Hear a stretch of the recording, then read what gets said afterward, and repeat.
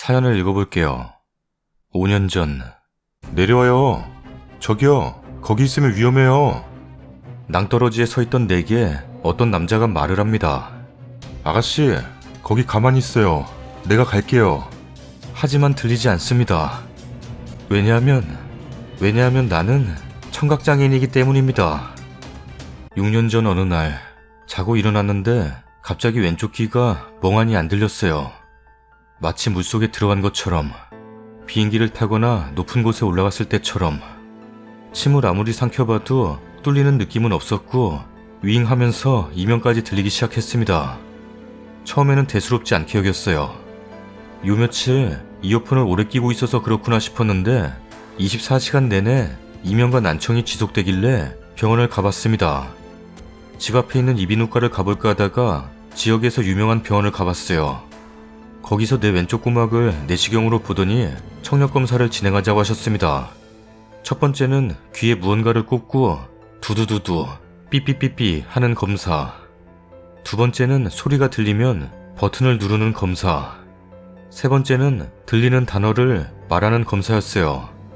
의사 선생님께서는 굉장히 심각한 표정으로 난청이네요. 급성난청. 지금 심각한 청력저하가 일어나고 있어요. 10명 중에 3명만 돌아와요.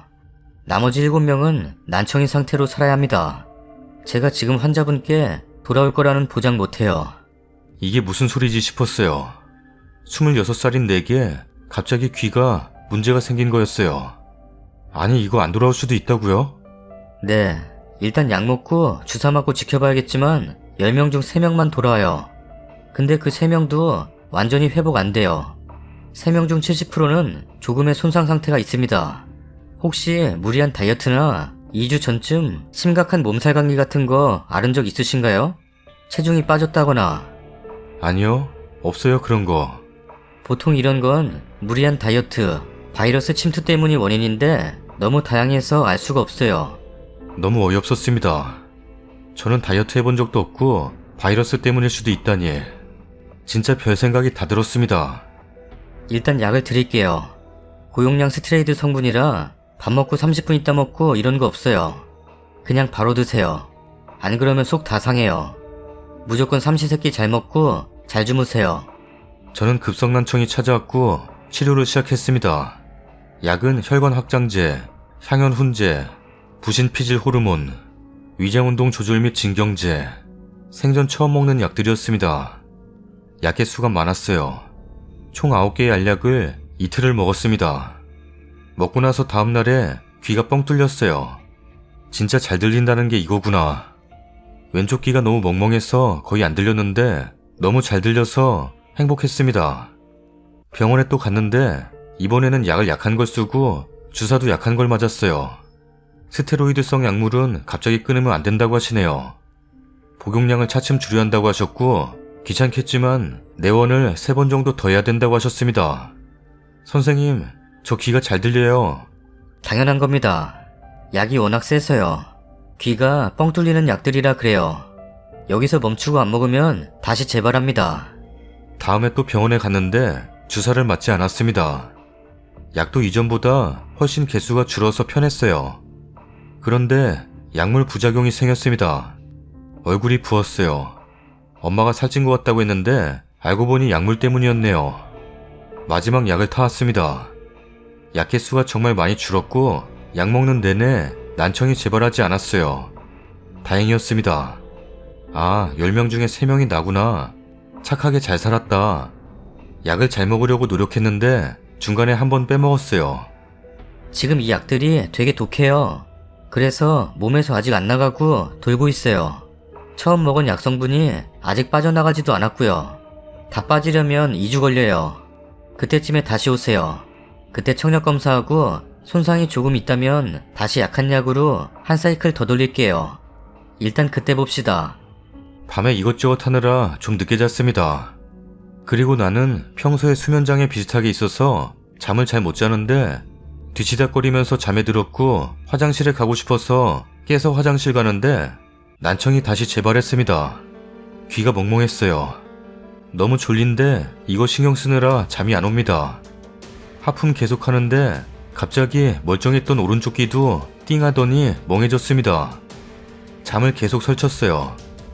다음날 아침에 일어나 보니 왼쪽 웅웅거리는 이명이 심해졌고 삐 소리가 났습니다. 오른쪽도 멍한 느낌, 한 겹 뭐가 있는 느낌이 들었습니다.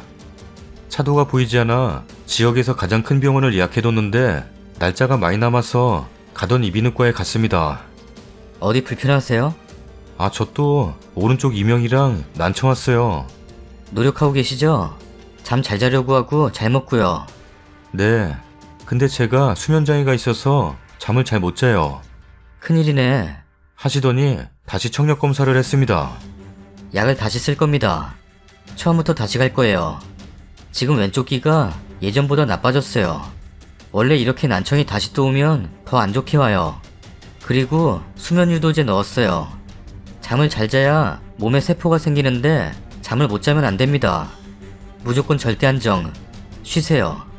저 이거 뇌 종양 이런 문제 아니죠? 100명 중에 1명꼴로 있는 청신경 종양은 암이 아닌 양성일 때 말씀드리자면 이렇게 급격하게 오지 않아요. 전조 증상이 있습니다. 눈떨림, 시야흐림, 안면마비 같은 거. 환자분 해당 없으시잖아요. 라고 하셨습니다. 그래도 너무 불안해서 대학병원 예약한 거 한번 가봐야겠다 생각 들었어요. 그로부터 며칠 뒤 대학병원을 가봤지만 별다른 차도가 없었습니다. 10명 중 3명만 돌아온다고 했고 나는 그 3명일 줄 알았으나 돌아오지 않는 7명이었습니다. 그렇게 내 나이 26살에 난청이라는 청력장애를 얻게 되었습니다. 잘 들리지 않았어요. 어딜 찾아봐도 나처럼 이렇게 재발하는 사람이 없었습니다. 몇 달이 지나고 제 귀는 완전히 멀어버렸습니다. 내가 사랑하는 사람들의 목소리, 부모님의 꾸지람, 할머니의 잔소리, 친구들의 카톡 알림음 하나도 들리지 않았습니다. 1년 동안 전국에 유명하다는 병원을 모두 다녀봐도 제 귀가 돌아오지 않는다는 사실만 반복적으로 들었습니다. 저는 더 이상 이렇게 살아갈 수 없었습니다. 내려와요. 저기요. 거기 있으면 위험해요. 낭떠러지에 서 있던 내게 어떤 남자가 말을 합니다. 아가씨, 거기 가만히 있어요. 내가 갈게요. 나에게 다가오던 한 남자. 무슨 일이에요? 왜 여기 서 있어요? 다 말해봐요. 내가 다 들어줄게요. 제발 이러지 말고 한번 이야기나 해봐요. 네, 말씀하세요. 저는 더 이상 살고 싶지가 않아요.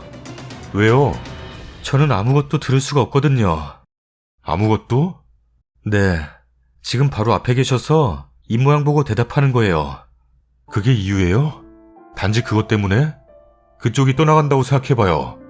부모님이 얼마나 슬퍼하시겠어요?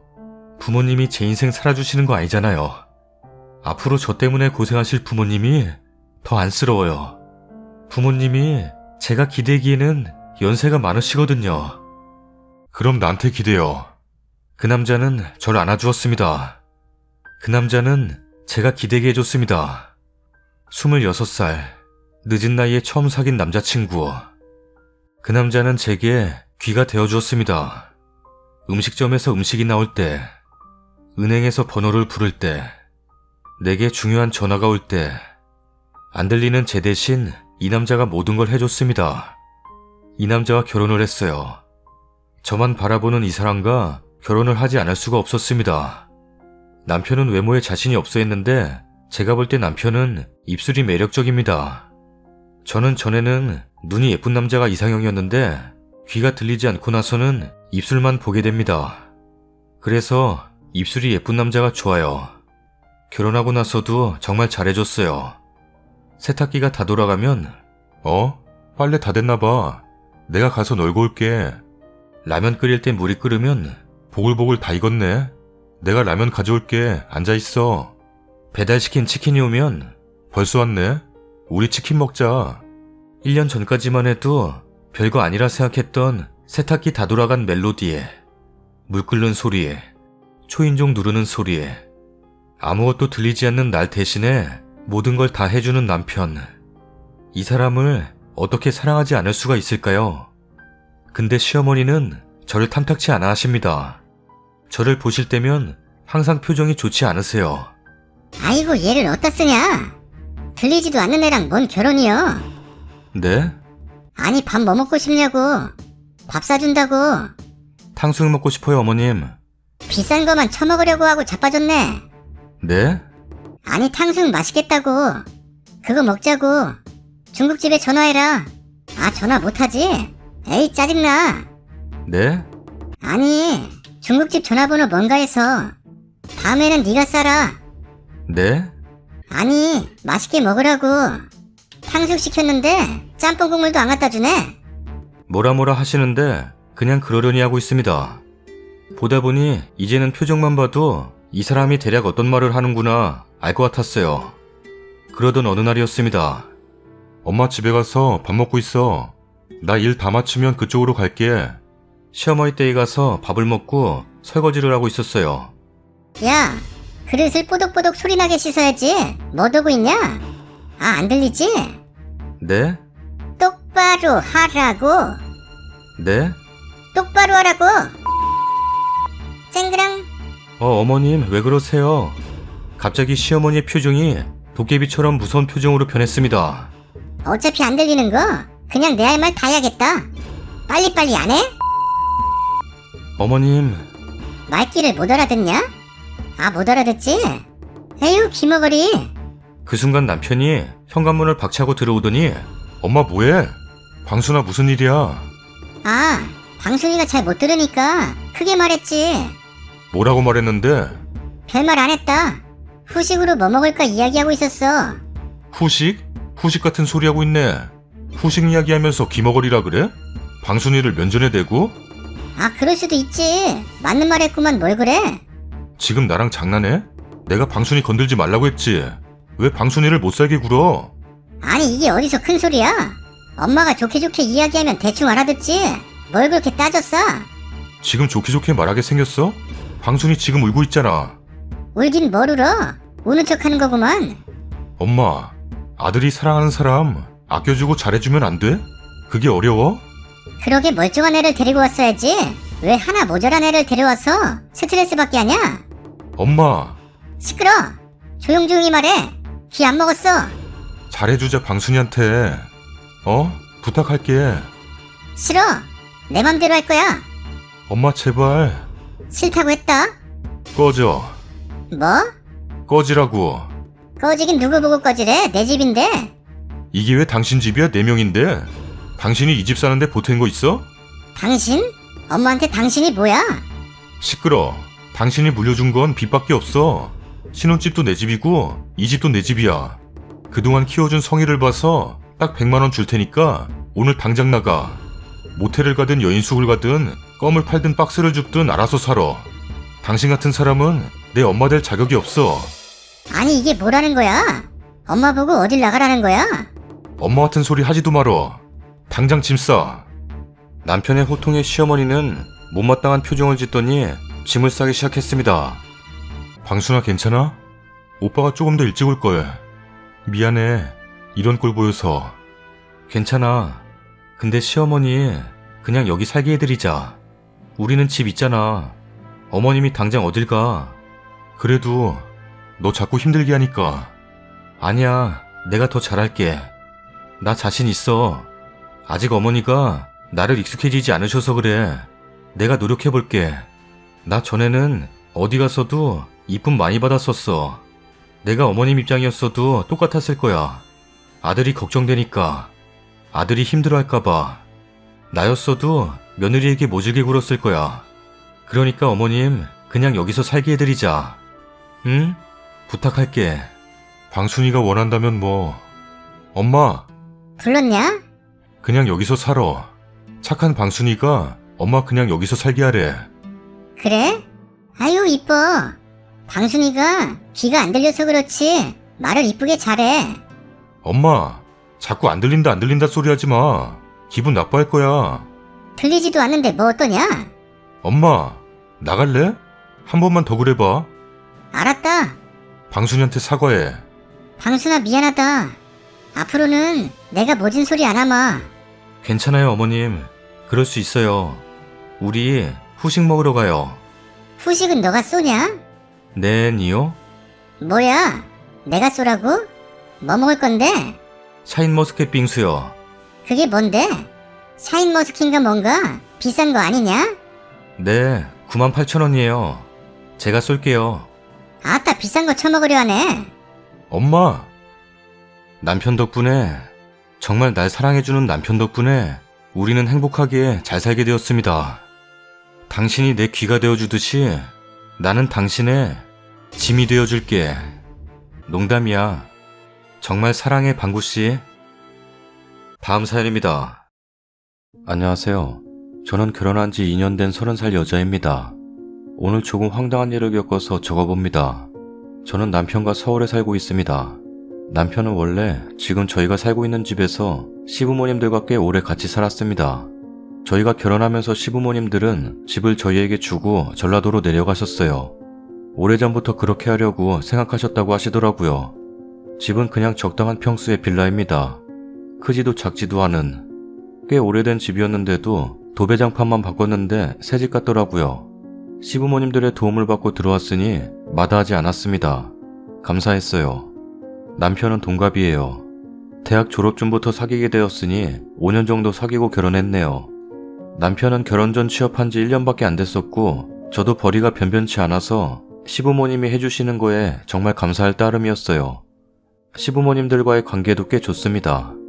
저도 나름 싹싹하게 잘하고 시부모님들도 친딸처럼 잘해주세요.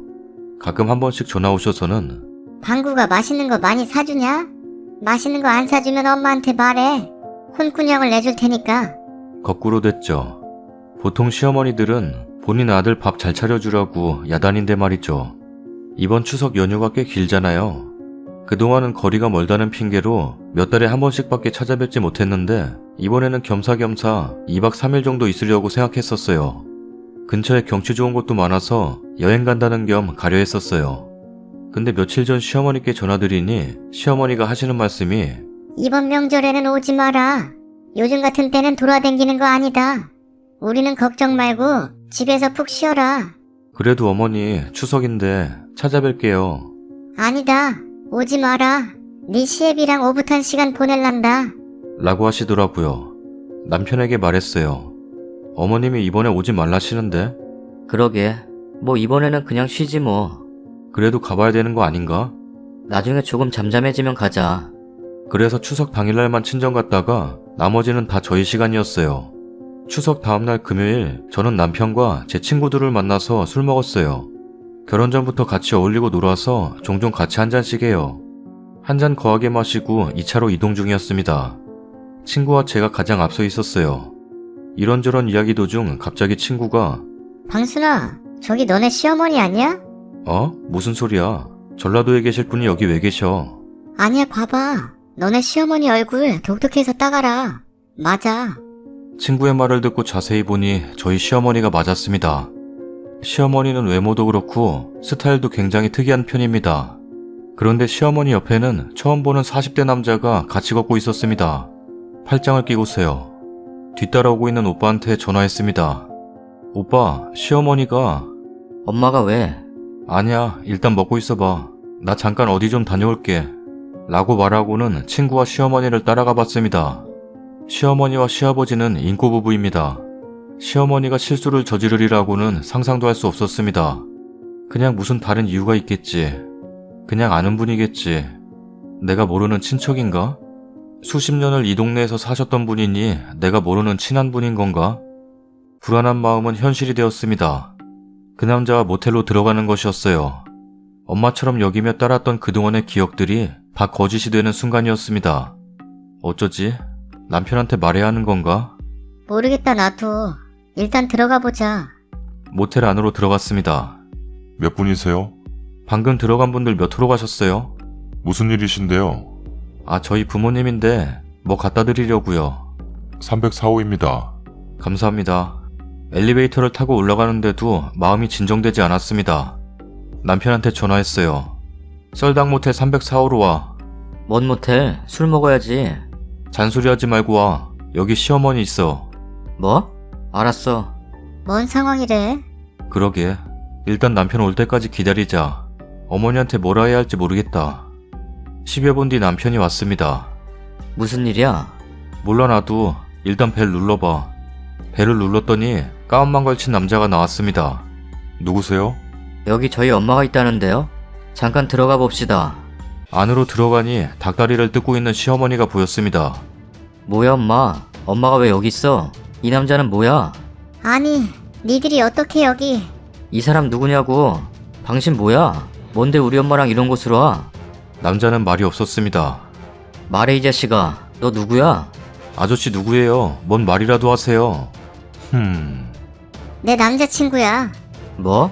한 사람이랑 몇십 년을 살아봐라. 질린다. 엄마. 니들한테는 말 안 했지만 우리는 이렇게 살기로 했다. 겉으로 보이는 건 다 꾸며낸 거야. 이렇게 산 지 꽤 오래됐어. 네 아빠도 지금 다른 여자랑 모텔에 있을걸? 그걸 말이라고 하는 거야? 그냥 지금 걸린 것 때문에 막말하는 거 아니야? 지금 하는 말이 맞는 거냐고. 아빠한테 전화해본다. 해봐. 남편은 시아버지한테 전화했지만 통화가 되지 않았습니다. 안 받네. 어머니, 지금 너무 당당하신 것 같아요. 그럼 내가 뭐 죄졌냐? 야들아, 서있지 말고 앉아. 닭다리라도 하나 뜯어라. 어머니, 저희도 어머님 아버님처럼 살아도 돼요? 두 분처럼 저희도 다른 여자 다른 남자 만나면서 그렇게 겉으로만 인꼬부부처럼 하고 다니고 그래도 돼요? 이게 지금 말이 되는 거예요? 당신은 뭐하는 사람이야? 복덕방 하는 사람이다. 복덕방 하는 인간이 왜 모텔에서 이러고 있어? 우리 엄마 나이가 몇 살인지는 알아? 허참. 허참? 허참 같은 소리하고 자빠졌네. 몇 대 몇 하다가 쳐맞으려고. 당신 뭐 이렇게 뻔뻔해? 40대 같은데 환갑 넘은 사람하고 그러고 싶냐? 머릿속에 든 게 그거밖에 없어? 그래서 어쩌라고? 그 순간 저는 제 심장이 요동치는 걸 막을 수가 없었습니다. 어머님이 먹던 치킨을 저 남자한테 던져버렸어요. 야 인간아, 네 엄마 뻘 되는 사람이야. 젊은 여자가 쎄고 쎘는데 40대가 60대를 만나? 그렇게 여자가 없어? 복덕방은 여자 꼬시려고 복덕방 하는 거냐? 당신 엄마가 보면 잘도 좋아하겠다. 에라이 추잡스러운 놈. 평생 늙은 사람들 만나고 다녀라. 엄마 앞으로 나볼 생각하지 마. 아빠도 마찬가지야. 당신 같은 사람들한테 태어난 게 너무 역겨워. 토할 것 같아. 가자. 그러고는 모텔을 나왔습니다. 옆에서 친구는 너무 심한 거 아니냐고 했지만 저는 잘했다고 생각해요. 남편도 저도 시어머니가 저럴 뿐이 절대 아니었어서 충격이 큽니다. 이제 시댁은 가지 않으려고요. 시어머니, 시아버지 둘 다 이제 평생 안 보려고요. 남편은 저에게 내가 미안하다. 좋은 모습만 보여줘야 되는데 우리 가족의 수치스러운 모습만 보여줬네. 앞으로는 내가 더 잘할게. 우리 엄마 아빠 없다고 생각할 거야. 그 대신 장인 장모님에게 잘할게. 내 부모라고 생각하고 잘해드릴 거야. 남편이라도 생각이 똑바로 박혀 있어서 다행이라고 생각이 듭니다. 피는 물려받았지만 남편은 절대 저런 마인드를 가진 사람이 아니거든요. 앞으로는 남편과 둘만의 시간을 오래 보낼 것 같아요. 댓글입니다. 그 복덕방 어디요? 40대가 60대 만나는 거 대박이네. 엄마 뻘 아닌가? 연예인도 아니고 쇼윈도 부부였네. 원래부터 막장 시댁이었으면 모르겠는데 인꼬 부부였다는데 저러니 충격이 크시겠어요. 외국도 아니고 저런 프리한 마인드로 산다는 게 참 이해가 되지 않습니다. 뭐 동의하에 저렇게 산다지만 자식 교육에 좋지는 않을 것 같아요. 남편이 성격이 시원시원해서 좋네요. 시댁은 정말 아예 가지 마시고 남편분과 오붓하게 잘 사셨으면 좋겠어요. 다음 사연입니다. 안녕하세요. 결혼 2년 차고 30대 초반 동갑 부부입니다. 시댁에 밥 먹으러 가면 저만 작은 그릇에 밥을 줘요. 어느 정도냐면 적당히 5숟갈 뜨면 밥이 없어요. 저보다 2배 정도 되는 그릇에 다들 밥 먹고요. 일단 저는 키 170이고 몸무게는 59에서 60 왔다 갔다 해요. 그렇게 뚱뚱하지도 마르지도 않았습니다. 그리고 먹는 거에 비해 잘 안 찌고 대식가예요. 남편이랑 저랑 둘 다요. 둘이서 치킨 3마리 시켜서 나눠 먹고 보통 2마리 치킨 시키고 피자라지 한 판 시켜서 먹으면 둘 다 적당히 먹었네 정도? 근데 시댁 가면 어머니가 저만 작은 공기로 줘서 처음엔 엥? 그릇이 없나 보다 하고 그냥 먹고 덮어서 먹었는데 어머니가 으유, 많이 먹지 말아라. 여자가 많이 먹어서 좋을 거 없어. 이러면서 훈수하시길래 어머니 저 혼자 밥 5공기도 거뜬해요. 원래 그렇게 먹어요. 배가 커서요. 이러고 웃고 더 먹어요. 시아버지는 세아가 잘 먹는다. 라면서 생선살 발라주고 고기도 밥에 얹어주고 그래요. 근데 시어머니만 유독 제가 먹는 게 아까운지 그러더라고요. 시댁에서 밥 먹으러 오라고 일주일에 한 번은 꼭 말하는데 가깝기도 하고 시댁 음식도 맛있어가지고 또 딱히 불편하지도 않고요. 그래서 오라면 가서 밥 먹고 밥은 시아버지랑 시어머니 둘이서 차리시고 저희가 가면 다 세팅되어 있고 설거지는 남편이 하고 저는 시아버지랑 과일 깎아 먹어요. 그럼 시어머니는 아들 옆에 가서 아들 안 힘드니? 엄마가 할까? 이러고 저한테 와서는 너는 눈치가 없니? 귀한 아들 손에 물 묻히고 설거지는 네가 좀 하지. 밥 얻어먹었으면 밥값은 해야지. 이러세요. 원래 좀 시어머니가 얌체 같고 아들 사랑 끔찍하고 그래서 계속 숙이면 더 심할 것 같아서 그냥 말대답을 하거든요. 그래서 제가 어머니가 먹으러 오라 하셨잖아요. 저도 귀해요 어머님. 그리고 어머니 아들 설거지 완전 잘해요. 라고 받아치니까 그 뒤로는 저한테 하라고 안 하고 남편이 해요. 밥 먹을 때 저를 괴롭히는 게 다양한데 뭐 맛있는 반찬 아들이랑 시아버지 쪽으로 주는 건 너무 당연하고 저는 찬밥 주고 어쩔 때는 젓가락 없고 그냥 숟가락으로만 먹으라고 하고 그날 반찬이 잡채에다가 갈비 또 밥 먹기 직전에 저한테 심부름 시키고 시아버지나 남편한테 맛있는 거 다 먹게 하고 저 오면 없는데 어쩌니? 이러고 남편이랑 시아버지한텐 더 있으니까 많이 먹어. 라고 합니다. 그래도 시아버지나 남편이 커버 쳐줘서 별 문제 없이 먹을 거 다 먹으니까 아예 작은 밥 공기에 밥 주시네요. 그래서 일부러 거슬리게 두세 번 왔다 갔다 하면서 밥 퍼먹고 와 너무 맛있어요 하고 먹으니까 시어머니가 야, 너 자꾸 그럴래? 이러면서 극대노하시길래 아니 밥이 더 먹고 싶어서요 하니까 적당히 해야지. 이러면서 일어나서 안방에 들어가시더라고요. 그래서 셋이서 마저 먹고 그날은 시아버지가 일찍 가라 하셔서 집 가면서 남편이랑 곱창 먹고 배 채웠는데 어제 시댁에서 또 오라시길래 안 간다 했다가 시아버지께서 시엄마가 화해하고 싶다고 하니까 와달라 해서 갔어요. 한우 세트 사서 갔더니 시어머니가 이번엔 남편이랑 똑같은 그릇에다가 주셨는데 참나 밥그릇 밑에 반 정도가 물을 잘라서 무로 채웠더라고요. 그래서 나만 알게끔 괴롭힌다고 생각이 들어서 물을 와그작 씹었더니 남편이 엥? 자기 뭐 먹어? 이래서 응? 아 자기 밥 밑에 무 들어있을 거야 나 그거 먹어 하니까 밥을 막 뒤지더니 엥? 없는데? 나만 주신 건가 보네. 어머니 저는 생무는 좀 그래서 못 먹겠어요 하니까 시아버지가 당신 진짜 뭐 하는 거야 지금? 며느리 입에 들어가는 게 그렇게 아까워서야 되겠냐? 이런 식으로 할 거면 왜 자꾸 밥 먹으러 오라고 불러? 안 오면 죽는 소리나 해야 되고 정말 이상하다. 며느리 들어오고 나서부터 자꾸 유치하게 군다. 동네 창피하고 며느리한테 너무 미안하다 정말. 라면서 막 윽박 지르고 시어머니는 우시면서 노려보더라고요. 그래서 진정하시라고 하고 자리 파하고 집에 왔어요. 시아버지가 전화와서 어머니한테 단단히 일렀으니까 다음부터 치사하게 먹는 걸로 안 그런다고 정말 미안하다고 둘이서 맛있는 거 사 먹으라고 계좌로 돈 보내준다더라고요. 거절했는데 귀엽고 보내셔서 그거로 족발보쌈 시켜 먹었어요. 시어머니한텐 연락 없고 저도 안 했고 남편도 앞으로 가기 싫으면 안 가도 된다고 고생했다면서 그러더라고요. 먹는 거로 저 차별하는 건 알았는데 물을 깔아놨을 줄이야. 이거 예전에 무슨 TV에서 본 것 같은데 참나 그냥 웃겨요 이제는. 이번 주 주말에 시아버지랑 애견 카페 가기로 했는데 시어머니가 저 만나지 말라고 한다네요. 다들 시댁에서 밥 잘 드시나요? 댓글입니다. 실제로 저런 집 있긴 있더라고요. 저희 언니 시댁도 형부 앞쪽에만 맛있는 반찬 몰아주고 언니 앞쪽엔 다 야채뿐.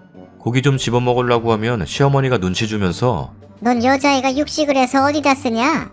그러고 언니가 처음엔 저한테만 얘기했었는데 어쩌다 부모님이 들으셔가지고 형부 집에 오면 똑같이 해주니까 형부가 집에다 일렀는지 시어머니가 엄마한테 전화해서 사이 대접 왜 안 해주시냐고 따지고 참 세상에 이상한 것들 많아요. 저는 시댁 가면 식구들이 좀 많아요. 바쁠 때 아버님 밥, 신랑 밥, 신우들 밥, 애들 밥 바쁘고 나면 마지막 언저리쯤에 어머님 밥과 제 밥이 퍼지는데 진심 그릇이 없으니까 마지막 밥은 장난감 같은 아기 밥그릇에 밥이 퍼지는 거예요. 어머님이 밥을 푸시고 제가 그릇을 나르는데 차마 장난감 그릇에 담겨있는 밥을 어머님 드릴 수 없으니 제자리에 놔두면 신랑이 얼른 자기 밥과 제 밥을 바꿔서 먹어요. 그리고 다음에 시댁에 밥 먹으러 가면 찬장 깊숙이 들어있던 새 밥그릇이 꺼내져 있어요.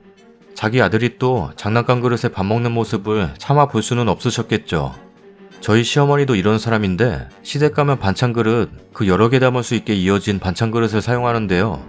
제 반찬만 사한 거 줍니다. 아니면 꼬다리나 짜투리 같은 것만 주고 밥도 마찬가지고요. 저도 무는 아니지만 제 밥 아래쪽 반절이 보리밥이었고 위에 반만 쌀밥이었어요. 그런 분 생각보다 많습니다. 주변에도 밥 가지고 그러는 시엄마 이야기 많이 들어요. 공감되네요. 올 시모도 저런 편이에요. 내가 한번 시모 때문에 빡 돌아서 남편을 가루가 되도록 탈탈 털어버리면서 시모짓거리 다 말하면서 엎어버렸어요. 이런 음식물 처리 같은 대우받고 살게 하려고 나랑 결혼했냐? 내가 어디 가서 이런 대우받는 거 처음이야. 이혼하자. 이혼하면 시모도 안 봐도 되니 이혼하자. 어머니랑 둘이 행복하게 살지 왜 날 끼워서 이런 뭐 같은 일을 겪게 하냐? 막 발광을 했어요. 어머니 그러고 잠은 잘 주무신대? 연세 드시면 내가 어떻게 갚아줄까? 기대해도 좋아. 라면서 막 퍼붓고 시모가 전화로 또 긁길래 어머니 저희 부부 아무 문제 없는데 어머니 이러는 거 지긋지긋해서 이혼하려고요. 라고 하고 끊고 차단해버렸더니 식겁한 모양이더라고요. 그 후로는 엄청 눈치 보고 남편은 아예 꼭 필요한 일 아니면 저랑 최대한 만날 일 없고 전화도 통화 안 하게 합니다. 다음 사연입니다. 아무리 봐도 내 잘못이 아닌 것 같은데 남편은 저보고 한심하대요. 그런데 진짜로 아무리 되짚어도 제 잘못 아닌 것 같아요. 그래서 이걸 그대로 보여주려고 해요. 분명 싸움은 나겠지만 지금 심정이 복잡해 간추려 못 쓰겠네요. 긴 글 양해 부탁드립니다. 아이 둘 키우는 엄마입니다. 오늘 남편도 일찍 집에 오고 큰아이가 고기가 먹고 싶다 하고 저도 먹고 싶어서 남편을 졸랐어요. 같이 큰 고깃집에 갔어요. 가서 고기 시키고 남편은 굽고 저는 챙겨온 이유식 작은아이 먹이고 있었어요. 간간히 큰애가 칭얼거리면 고기 잘라서 주고 애 울까 싶어 달래고 정작 고기 한 3점인가 먹었을 거예요. 남편은 그 사이 실컷 구워서 술도 한잔 시키고 다행히 작은애는 먹으면 바로 자는 편이에요. 큰애도 폰 지어주니까 조용해지고 고기 얼마 남지도 않아서 1인분 더 시키자 하니까 남편이 투덜대더라고요. 그래도 꿋꿋이 시켰어요. 원래 자기 배부르면 그걸로 끝이다 생각하는 사람이라 포기했어요. 아마 여기까지면 괜찮았을 거예요. 배부르게 잘 먹었다 생각하고 말았을 거예요. 근데 사람 심보가 이상한가 봐요. 문제는 제 옆 테이블에 어떤 부부가 들어오면서 말썽이 생겼어요. 좌식 테이블 2개 붙여놓은 고깃집이었어요. 사람도 꽤 많았고 비어진 곳이라 앉았나 봐요. 그쪽은 남녀 둘의 애기 하나. 처음엔 애기 보면서 저 집도 힘들겠다 이러고 말았어요. 저희 고기가 먼저 나와서 굽기 시작하고 얼마 뒤에 그쪽도 고기가 나왔어요. 괜히 같은 애 키우는 집이라 시선이 갔어요. 사실 심심하기도 했고요. 남편은 제가 구워놓은 고기 계속 집어먹으면서 술 마시느라 바빠서 티 안 나게 구경했어요. 식사 때라 그런지 그쪽도 남자가 고기 굽고 여자가 무슨 작은 통에 든 이유식으로 애기 밥을 먹이기 시작했어요. 그런데 거기서부터 저랑 상황이 다르네요. 남자 밥 먹으면서 계속 여자한테 쌈을 싸주더라고요. 진짜 쉴 새 없이 싸주고 여자는 당연하다는 듯 받아먹고 가게가 좀 소란스러워서 내용은 정확히 모르지만 둘이 계속 얘기도 나누고요. 그러다 남자가 남은 고기를 다 굽더니 아기를 받았어요. 여자는 그제야 공깃밥 열어서 밥을 먹으면서 간간히 남자한테 쌈을 싸주더라고요. 그거 바라보는데 기분이 진짜 묘했어요. 같은 상황인데 비슷한 처지인데 왜 이렇게 나랑 다를까? 고기가 진짜 먹고 싶었는데 별반 맛도 느껴지지 않았어요. 거기다 대놓고 남편은 적당히 먹어. 언제까지 먹을 거냐? 라고 타박하더라고요. 자기 술 다 먹었다 이거죠. 밥맛도 떨어지고 그대로 젓가락 놓으니까 또 구박해요. 다 먹지도 못하면서 왜 시키냐? 랍니다. 진짜 목 끝까지 말이 새 나왔는데 애들도 있고 해서 참았어요. 집에 와서 애들 재우고 심란해서 맥주 한 캔 마시고 있는데 와서 시비를 겁니다. 표정 왜 그따위냐?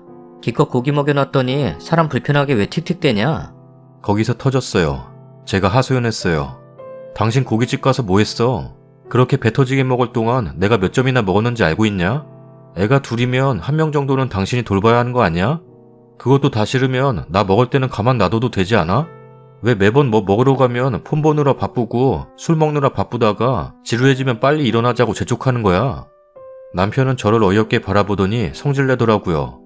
욕은 안 하고 그냥 얼굴 시뻘개져서 기껏 생각해서 귀찮아도 좋은데 데려가줬더니 고마워하지는 못할 망정 배가 불렀네. 옆 테이블 봤냐?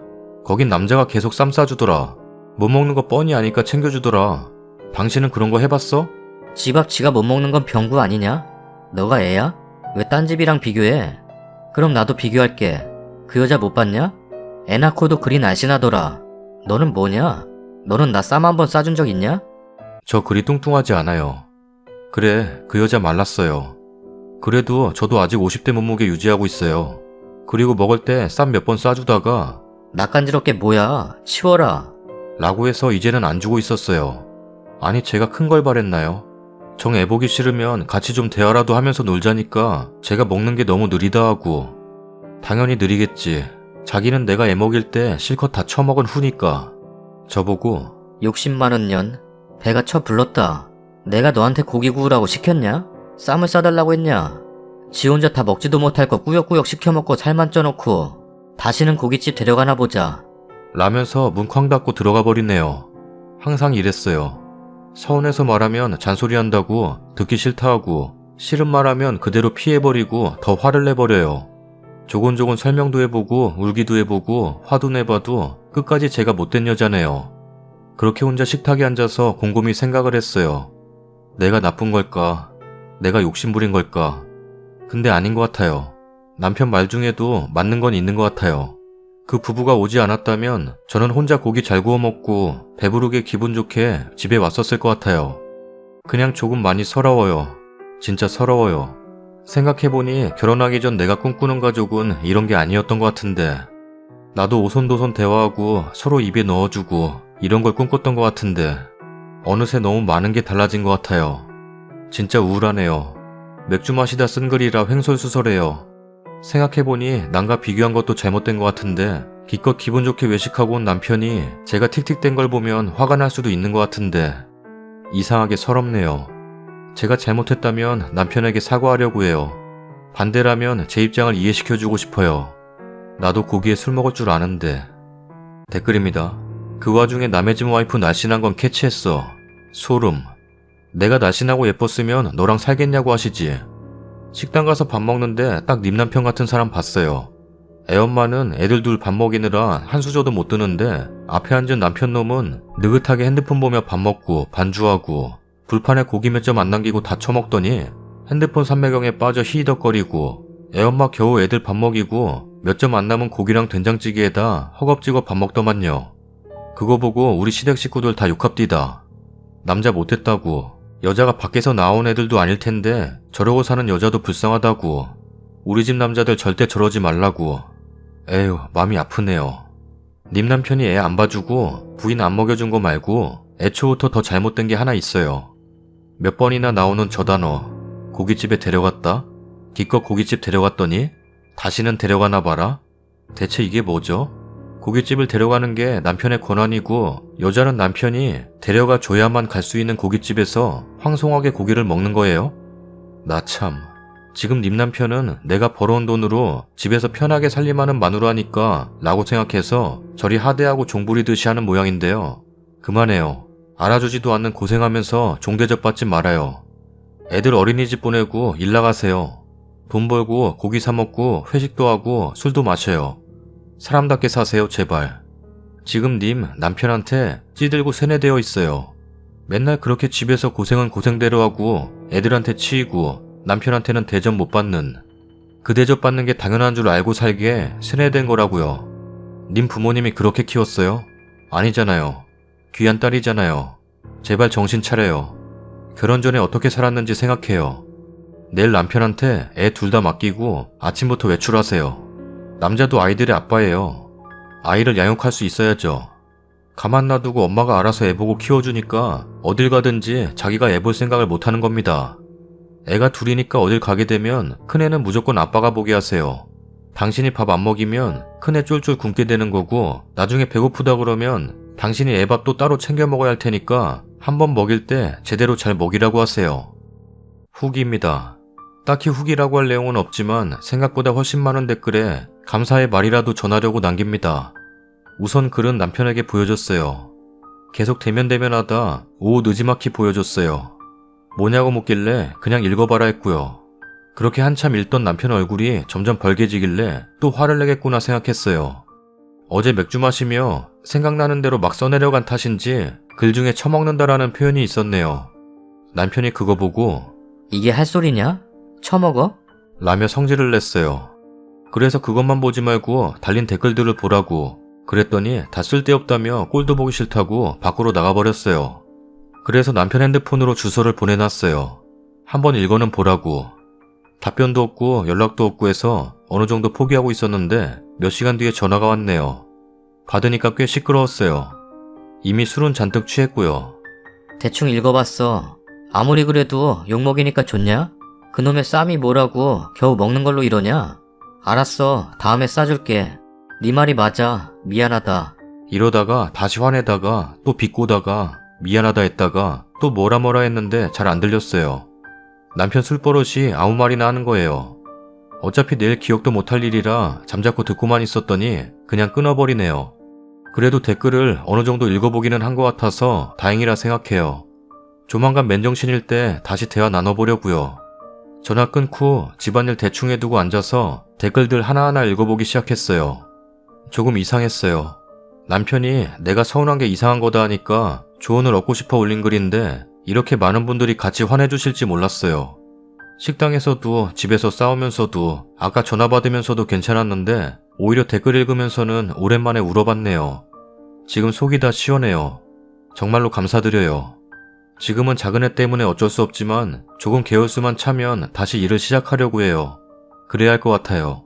아, 그리고 애를 맡기려 하는데 큰애가 아빠한테 가기 싫어해요. 작은 애는 하도 손길이 거칠어서 제가 불안해서 못 맡겼어요. 이제는 그 마음 좀 내려놓고 작은 애라도 챙기게 해볼게요. 그리고 결혼 전에는 이 정도까지는 아닌 사람이었어요. 좀 무뚝뚝하고 쌈 다정하게 안 먹여줘도 익은 고기는 항상 제 앞에 먼저 덜어주곤 했었어요. 점차 바뀌고 바뀌다 오히려 제가 점점 길들여진 것 같아요. 데려가줬다. 이 말 많은 분들이 말씀하셨는데 전 조금 충격받았어요. 그건 서운하지도 않고 정말 아무 생각이 안 들었거든요. 은연중에 저희 사이가 보였던 거였네요. 다들 답답해 하시는데 당장 속 시원한 얘기가 없어서 죄송해요. 그냥 앞으로 제가 제 자신을 좀 더 챙길게요. 항상 셋째까지 낳자고 하는데 그건 절대 못하겠고 빨리 다시 직장 구해서 애들 키우며 앞으로 어떻게 살지 계획을 짜봐야겠어요.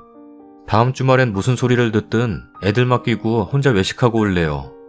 여러 말씀 남겨주셔서 정말로 감사해요. 제가 몰랐던 얘기가 정말 많았어요. 진짜 감사합니다. 가족보다 따뜻한 님들 복 많이 받으세요. 다음 사연입니다. 안녕하세요. 30대 주부입니다. 6살 아들, 4살 공주 둘 키우는 재미로 살아요. 적당히 신혼 즐기다가 아들 하나 낳고 예정보다 빠르게 찾아온 둘째가 쌍둥이라 일타 쌍피로 셋째까지 한 방에 해결됐네요. 매번 눈팅만 하면서 무슨 일이 있을 때마다 글을 쓸까 말까 수십 번 고민했지만 글재주도 없고 사이다 오기 보면서 대리만족하며 미루다가 결국 어제 빵 터졌습니다. 간단히 소개를 하자면 굉장히 금술이 좋으신 시부모님 덕분에 30대에서는 나름 보기 드문 4남 2녀 6남매 집안 며느리입니다. 딸, 아들, 딸. 시부모님도 너무 좋으시고 신우도 결혼 전부터 저한테 굉장히 잘해주셨어요. 제가 3남매 중 첫째라 막 챙겨주는 언니가 없어서 그런지 신우가 챙겨주는 게 너무 좋더라고요. 아주버님들은 다 과묵하시고 딱히 접점이 없어요. 늦둥이 아가씨는 아직 학생이기도 하고 성격 자체가 말랑해서 보고 있으면 동생 같고 귀여운데 문제는 형님입니다. 남편이 아들 중 막내라 위로 형님만 3분 계세요. 다 괜찮은데 결혼 초부터 첫째 형님이랑 유독 마찰이 잦았어요. 다들 집도 가깝고 형제들끼리 사이도 좋고 해서 제사 때도 하루 일찍 가서 자고 오기도 하고 여름 휴가 때는 여행도 같이 가는데 첫째 형님이 항상 스트레스예요. 어제 첫째 신우가 온다고 해서 주말 겸 시댁에 다 같이 모였는데요. 귤이라도 한 박스 사가려고 잠깐 마트에 들렀습니다. 근데 애기들이 치킨이 먹고 싶다고 하더라고요. 통큰 치킨이 팔길래 몇 마리 살까 하다가 좀 수고롭더라도 내가 튀기면 되지 싶길래 남편이 손질해주기로 하고 삼계탕용으로 나온 작은 닭 2마리 묶어서 싸게 파는 걸 몇 모금 샀어요. 남편이 맥주도 한 캔 하면 좋겠다고 하길래 맥주도 한 박스 사고요. 사람이 워낙 많으니까 그렇게만 해도 돈이 좀 되더라고요.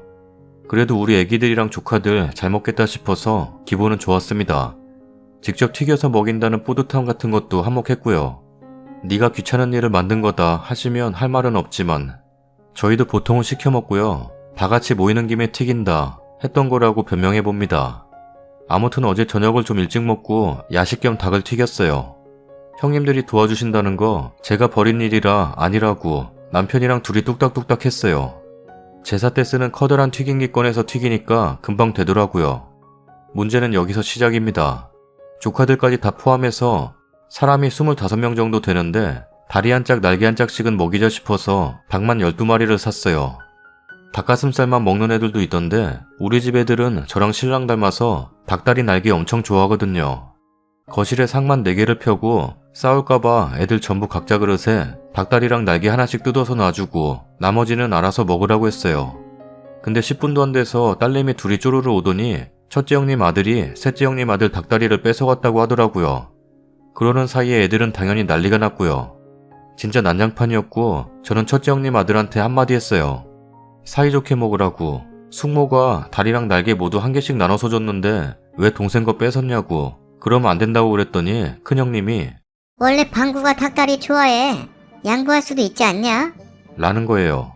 셋째 형님이 워낙 순한 분이셔서 아무 말도 못하고 우는 조카만 달래시길래 제가 여기 애들 대부분 다 닭다리 좋아할 거고 저도 그거 알아서 일부러 닭도 넉넉하게 튀겼다고 싸울까봐 하나씩 나눠주기까지 했는데 동생 걸 억지로 뺏었으면 당연히 그러면 안 된다고 알려주셔야 한다고 그랬더니 제 잘못이래요.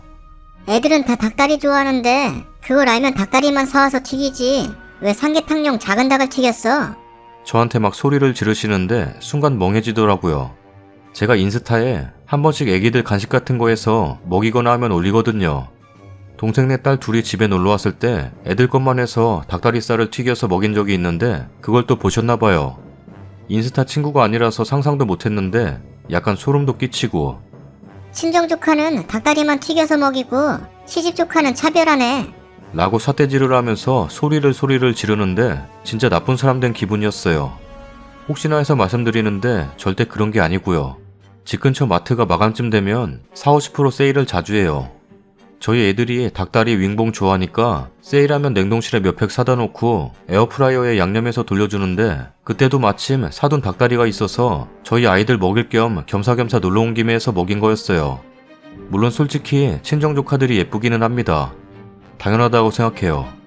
남편은 어떨지 모르겠지만 몇십 년 같이 먹고 자고 놀러 다니던 금쪽 같은 내 동생이 낳은 조카인데 진짜 내 자식이 자식을 낳았네 싶고 그래요. 근데 저 가끔 형님들 조카 종종 놀러올 때도 간식 같은 거 차별해서 먹인 적 없고요. 심지어 그래도 시집인데 말 나올까봐 더 신경 쓰기도 해요. 냉동식품 같은 거 안 먹인다든지. 그런데 저렇게 말씀하시니까 억울해서 울컥했어요. 지면 안 된다는 마음에 조목조목 따지니까 동서는 항상 그렇게 생각하는 척 생색만 낸다. 늘 분란을 만들어. 라면서 소리 지르다가 짐 챙겨서 나가셨어요. 아주버님이 저한테 미안하다고 하시고 급하게 쫓아가셨는데 괜히 오랜만에 모여서 그놈의 닭튀김 때문에 분위기 싸해진 게 죄송하기도 하고 그랬네요. 시부모님이랑 형님이랑 다 괜찮다고 제 잘못 아니라고 해주셨고 다시 먹던 닭 먹으면서 잘 풀렸는데 오늘 아침에 전화가 와서 나랑 방구한테 사과해. 안 그러면 이제 시댁 행사 때도 안 갈 거야. 남편은 하지 말라고 화내고 시부모님도 안 부르면 된다시는데 그래도 큰아들이고 큰며느리인데 제가 진짜 생각이 짧았나 싶기도 하고 친정조카였으면 제가 닭다리를 사갔을까요? 전화 와서도 그놈의 닭다리 타령을 하니까 제가 진짜 은연중에 차별을 했나 싶기도 해요. 누워있다가 생각할수록 생각이 꼬이는 느낌이라 한번 올려봤어요. 약간 투닥거린 적은 있어도 이런 적은 처음인데 심장도 자꾸 두근거리고 답답하네요. 읽어주셔서 감사합니다. 제게 지혜를 주세요. 댓글입니다.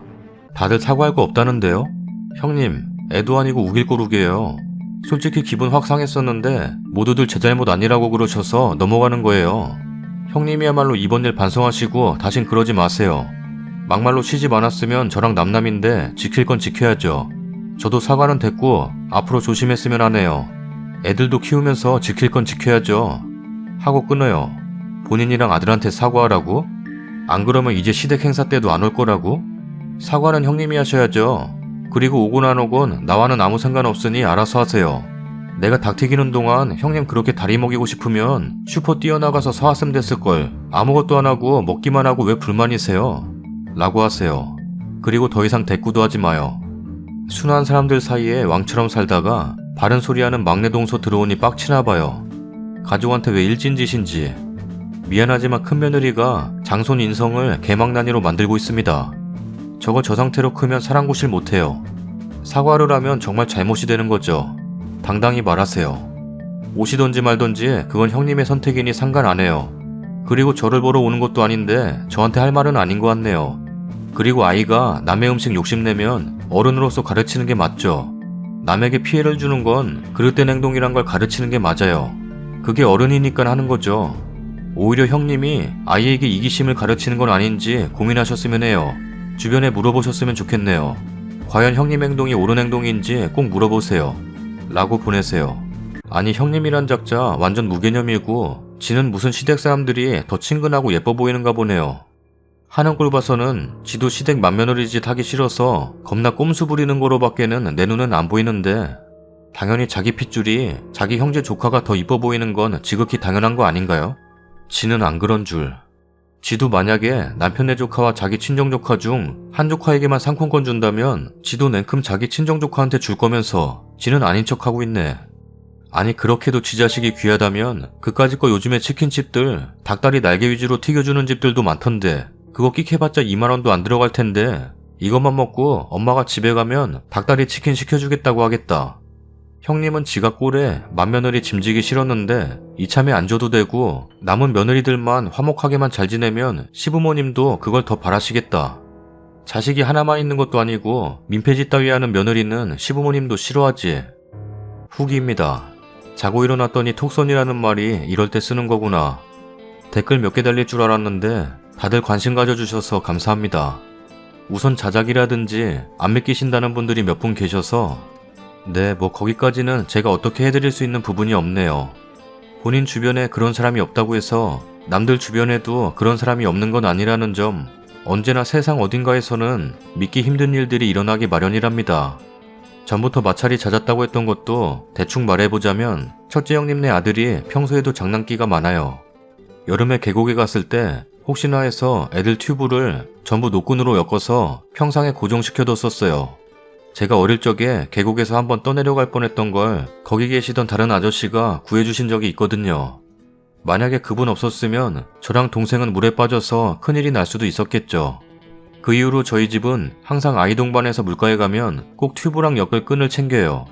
저도 처음 시댁 여행에 참여하면서부터 우리 애들 튜브 먹는 김에 하는 마음으로 바다 계곡 등등 갈 때 노끈 챙기기 시작했는데 그때도 한 소리 하셨던 분이에요.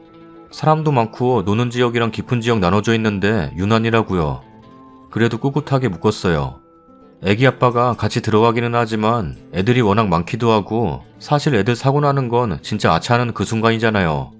점심쯤 고기 구워서 먹이려고 애들더러 나오라고 부르고 초딩 조카 몇 명이 이따 라면 먹는다고 더 노는 와중에 일이 터졌어요. 첫째 형님네 아들이 셋째 형님 딸이랑 동갑인데 셋째 형님 딸을 놀린답시고 가위로 노끈을 잘라서 밀어버린 거예요. 깊은 쪽으로. 다행히 계곡이 사람 노는 계곡이라 돌담 같은 게 쌓여 있었고 떠내려가는 와중에 걸렸길래 식겁해서 데리고 나왔어요. 이때는 셋째 형님도 너무 놀라서 화내셨고 저도 그때 무서웠던 기억이 나서 숙모가 위험할까봐 끈으로 묶어뒀는데 그걸 왜 잘랐냐고 좀 다그쳤어요. 그때도 첫째 형님은 별로 위험하지도 않은 계곡에서 괜히 끈을 묶었다가 푸니까 애들이 더 겁을 먹는 거라고 그렇게 감싸고 키우면 안 된다고 저한테 되려 화내셨어요. 물론 어른이 빠져서 잘못될 정도는 아니었지만 아이들은 다르잖아요. 뭐 이것 말고도 제 선에서는 이렇게 비상식적인 행동이 많았어요. 아무튼 오늘 일어나서 글 찬찬히 읽어보고 배대까지 확인한 다음 연락을 드렸어요. 내용을 외우려고 몇 번 곱씹어 보기도 했고요. 형님, 이전부터 방구랑 방순이 너무 감싸고 도시는데 그거 정말 올바르지 못해요. 남의 것은 함부로 빼앗으면 안 되는 거고 생활하면서 뭐든 마음대로 할 수 없다는 거 가르치셔야죠. 시댁 안 오셔도 저는 상관없어요. 근데 그거 제 탓하지는 마세요. 형님 주변에도 물어보시고 정말 이게 다 제가 만든 분란인지 한번 생각해보세요. 형님이 유리하게 말씀하셔도 사건 자체에 문제가 없을 거예요. 사과도 못해요. 제가 받아야 할 것 같은데. 저는 잘못한 게 없어요. 그렇게 말씀해주셔서 정말 서운하고 속상했지만 그냥 넘길게요. 댓글처럼 냉정하게는 못했지만 나름대로 열심히 말했어요. 막 소리 지르고 화낼 줄 알았는데 그러고 끊더니 문자도 전화도 없네요. 혹시나 이 글을 보셨을까요? 시댁 식구들 전부 제가 가끔 네이트판 이야기를 해도 별 관심도 안 가지시고 모르는 눈치던데 친정조카가 더 예쁘다고 써둬서 약간 걸리지만 뭐 이해해 주시겠죠. 글 자체는 수정하지 않을 생각입니다. 저 혼자 일방적으로 말하고 별 반응도 다른 결론도 없는 후기라서 죄송하네요. 저의 현실에서는 이 정도가 최선이었던 것 같아요. 여러분들에게는 사이다가 아니었지만 제 입장에서는 여러분들이 사이다였네요. 생각하지도 못한 부분까지 말씀해 주셔서 도움 많이 받았고 마음도 진정이 됐어요. 착한 병이 아니라 신경 쓰다 보니까 좀 그렇게 보였을 수도 있을 것 같아요. 또 변명해 봅니다. 다들 관심 가져주셔서 정말 너무 감사합니다. 요즘 날이 갑자기 많이 차가워졌는데 모쪼록 건강관리 유의하시길 바랄게요. 저는 다시 눈팅러로 돌아갑니다. 다음 사연입니다. 지난 8년간 늪에 빠져 살았어요. 남편과는 큰 문제 없이 살아왔다 생각했는데 혼자만의 착각이었나 봐요. 말 그대로 착각의 늪 속에서 살아남겠다고 발버둥치고 좋은 미래만 있을 거라고 위로하고 기도하는 내가 얼마나 우스웠을까 생각하니 참 세상 사는 거 부질없다 싶어요. 결혼을 결심하고 시댁에 첫 인사 간 날 시부모 내외 시누이 그렇게 사람이 좋을 수 없더라고요. 식구가 다 빼빼 말라 인상은 날카로워 보였지만 서글서글하고 정이 뚝뚝 흘러내리는 말투 겉보기에 좋게 속고 또 당했어요. 결혼하고 몇 주 되지 않아서 시어머니 신혼집에 캐리어 끌고 와서 자리 잡았어요. 방 2개 19평짜리 월세방이에요. 시아버지는 그렇게 유명한 바람둥이였는데 시어머니는 큰아들 장가 보냈으니 할 일 다 했다. 이제 마지 덕 좀 보자. 라면서요. 갓 결혼해서 겪는 일이 이런 거라 너무 황당했어요. 남편은 엄마가 오해하는 거야. 1년에 한두 번 아버지랑 크게 부딪히셔. 1, 2주면 화해하고 돌아가실 거야. 미안하다. 참아주라. 그동안 거짓말, 나쁜 짓 한 번 없던 남편인데 어찌 그 말이 거짓이라 생각하겠어요. 그냥 유별난 시어머니고 약간 과장하는 건가 보다 남편 말 믿을 수밖에 없었죠. 그게 몇 년이나 될 줄은 아무도 몰랐네요. 아니, 나만 몰랐겠죠? 한 달쯤 지나서 시어머니는 본색을 드러냈어요. 맞벌이인데도 아침 5시 반이면 문을 열고 들어와 깨웁니다. 밥 차려서 방구 출근 준비시켜라. 라면서요. 멋모르고 시키는 대로 했죠. 아침 7시 40분에 집에서 나가면 집에 9시에 오는데 남편 저녁밥도 못 차려주는 그딴 직장 당장 그만둬라. 매일 피를 말리고 그땐 다 그렇게 사는 줄 알았어요. 마음이 급해 회식도 야근도 다 모른 척하고 허겁지겁 집안 마트에서 두부나 콩나물 등 간단한 재료 사와서 남편 오면 차려주고 같이 앉아 한술 뜰라치면 빨래해라.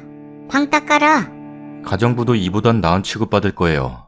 남편은 시어머니 앞에서는 그러지 마시라고 늘 말은 했죠. 그리고 뒤돌아서는 우리가 조금만 이해하자. 양해하자. 노력하고 있어. 엄마 앞에선 아직 철이 없어서 그래. 이해하자. 양해하자. 몇 달을 시달리다 문득 정신이 들었어요. 평생 종살이하다 끝나겠구나. 그때부터는 좀 달라졌죠. 아침에 깨어서 밥하라 하면 어머니가 해주세요. 어차피 어머니 집에서 아무것도 안 하시잖아요. 저도 일하면서 집안 살림까지 싹 다 하긴 힘들어요. 평생 못 들을 욕 다 들으면서도 싫으면 댁으로 가세요. 저도 어머님 안 보면 좀 살 것 같아요. 이전까진 상상도 못할 말들 내뱉으며 서로 상처 주고 난리도 아니었어요. 시어머니는 매일 저녁 서너 차례 부부 침실 문을 열어 제낍니다. 그게 싫어 문 잠그면 열 때까지 문 두들깁니다. 문 열어라. 문 잠그고 뭔 헛짓거리 하냐. 의자로 문을 치고 이웃집에서도 민원 들어오고 도저히 못 참을 것 같아 결혼 7개월 만에 간단하게 짐 싸들고 회사 근처 모텔에서 36만원짜리 달방 끊어 2달이나 살았어요. 이혼할 작정으로 나왔는데 친정에는 죽어도 말 못하겠더라고요. 원래 자존심도 세고 좋은 말만 듣고 살았는데 결혼 생활 원만하지 못하다는 걸 누구에게 말하겠어요. 근데 생리가 없어 확인하니 임신. 세상 다 산 것 같았어요. 남편하고 상의 끝에 집에 다시 들어가기로 했어요. 시어머니 시댁으로 들어가셨다 하고 남편하고 문제가 있었던 게 아니니 서로 다시 건실하게 잘 살아보자. 아이 태어나기 2달 전까지 일 열심히 하고 처음으로 신혼다운 신혼 느끼고 살면서 친정도움으로 28평짜리 아파트 대출 끼고 사서 이사했어요. 애 낳고 첫날 시부모 시누이 오는 거 빼고는 애기 2돌 전까진 시부모 보기는커녕 시댁 근처에도 안 갔어요. 그러다가 시어머니 간경화 와서 입원했다는 통보. 하늘이 무너져 내리는 것 같았어요. 이렇게 말하면 나쁜 여자 같겠지만 또 발목 잡힐 것 같았거든요. 불행한 예감은 틀리지 않는다고 했던가요? 약 4개월 입원 끝나고 시댁까지 내려가긴 힘들다는 이유로 며칠 쉰다며 자리 잡은 게 또 몇 개월. 이때 애돌보랴, 일하랴, 집안일하랴 정신없이 사느라 시어머니하고 부딪힐 자신이 없었어요. 너무 힘에 부치더라고요. 시어머니도 느낀 바가 있는지 크게 요구하는 것 없이 조용히 있어서 그냥 나도 모르겠다 하고 방관했던 것도 있고요. 강경화 때문에 약 먹고 병원 데려다주고 하는 것도 고스란히 내 몫이었고, 애 아침에 놀이방 데려다주고 출근하고 퇴근하고 집에 오면 알지도 못하는 할아버지 할머니들 틈바구니 속에서 우리 애 울고 있고 매일같이 술판에 그냥 다 포기했던 것 같아요. 스톡홀름 증후군 같은 거요. 남편은 불편불만도 없는 저 보면서 그냥 다 이해하는구나 했겠죠. 그 와중에 시누이는 몇 년간 사귄 남자에게 프로포즈 받고 괴롭힘 당하면서도 결혼을 하고, 시아버지는 하는 일도 없으면서 조선팔도 유랑한다고 바쁘고, 저는 둘째 임신하면서 체력이 너무 떨어져서 일 관두고 자격증 공부하기로 했어요. 프리랜서로 나가면 페이도 지금만큼은 받을 수 있고 일하는 시간도 탄력적이니 뭔가 지금 생활보단 나아지겠지 하는 마음으로요. 근데 시어머니는 그 꼴도 못 보더라고요. 너 참 멍청하다. 일은 왜 때려치우냐? 서방 등골 빨아먹고 살고 싶냐? 이제껏 네가 해온 게 뭐가 있냐? 자존감은 이미 낮아질 대로 낮아져 있어서 남편한테 뭐라 말도 못하고, 그러다가 결국 이혼하자 말 뻔했어요. 이혼을 하니 못하니 하고 또 그걸로 질질 2년은 끌고 넘어갔죠. 뭐 결국에 시어머니는 남편 손에 끌려나갔어요. 저도 몰랐었는데 동네 할아버지 할머니들한테 저 천하의 못된 여자라고 안 좋은 건 다 갖다 붙였더라고요. 그걸 알게 되면서 남편도 참다 지쳤는지 시어머니 끌어내고 이사하고 연락 끊고 살았어요. 시아버지는 면목 없다면서 간간히 전화 오고 통화하는 정도고, 시누이는 큰일 있을 때 한두 번 보고, 시어머니랑은 저는 전혀 연락하지 않는 상태였고요. 그러다가 작년에 시어머니가 반성하고 있고 2번 다시 우리 집에 오지 않겠다, 그저 한 번씩 통화하고 명절에 손자들 얼굴이라도 보고 싶다 등등 시아버지 편으로 연락해오고, 남편의 끊임없는 설득에 그래도 손자들과의 연 끊는 건 너무한가 싶어 정말 말 그대로 명절과 시아버지 생신 때만 딱 갔어요. 시어머니도 한 번씩 전화와서 미안하다. 내 생활이 팍팍하고 그러다 보니 너무 큰 욕심 부렸나 보다. 사과하고, 크게 피해 안 끼치려 하는 게 눈에 보이고 하니 마음도 풀리고는 있었고, 그냥 평범한 부부가 되어가는 것 같아서 안정되는 느낌이 들었고, 결혼한 이래로 제일 행복한 시간이 되어간다 싶었는데 이 거지 같은 인간이 바람이 났어요. 24살짜리 모델 지망생이래요. 이 얼마나 멋진 인생인가요? 그쵸? 왜 그랬냐 하니 집에 오면 숨이 막힌대요. 시댁에 잘 못하는 마누라, 놀아달라 칭얼대는 애들, 언젠가부터 부담스럽게 시작하더래요. 그래서 내가 못한 게 뭐가 있냐 했더니 일 그만두고 집에 있으면서 둘째 가지면서 돈도 못 벌어오면서 시댁 우습게 보는 게 마음 아팠대요. 자기 엄마 앞에 고개도 못 들 정도로 위축되었었는데 그걸 24살짜리 모델 지망생이 자기 마음을 알아주고 지켜 세워주고 위로해줬대요. 자긴 많은 걸 바란 적도 없고, 며느라, 네 어머님, 하면서 서로 배려하고 이해하는 가정을 갖고 싶었는데 첫 단추부터 잘못됐어. 라고 합니다. 그 자리에서 웃었어요 저. 이혼해줄게. 그 24살짜리하고 새 살림 차려서 잘 살아봐. 그건 아니야. 한때 지나가니 바람이라 부르는 거 아니겠냐? 라는데 어이가 없더라고요. 우습죠? 그때 저 딱 정신 확실히 들더라고요. 아, 외주를 타고 있었구나. 지난 8년을 내가 수채구멍에 흘려버리고 있었구나. 이미 끊어진 인연인데 내 욕심으로 억지로 이어붙이고 있었구나. 그래도 아비 없는 자식 소리 듣게 하고 싶지 않았는데 우리 부모 마음에 대모치기 싫었을 뿐인데 이혼녀라는 타이틀이 아닌 그냥 평범한 가족이고 싶었던 것도 다 욕심이구나 느꼈어요. 그 후로 친정 측에 지난 8년 있었던 일들 어느 정도 오픈하고 도움받아서 이혼 소송 중에 있어요. 며칠 뒤면 끝나요. 이 지긋지긋한 결혼 생활이요.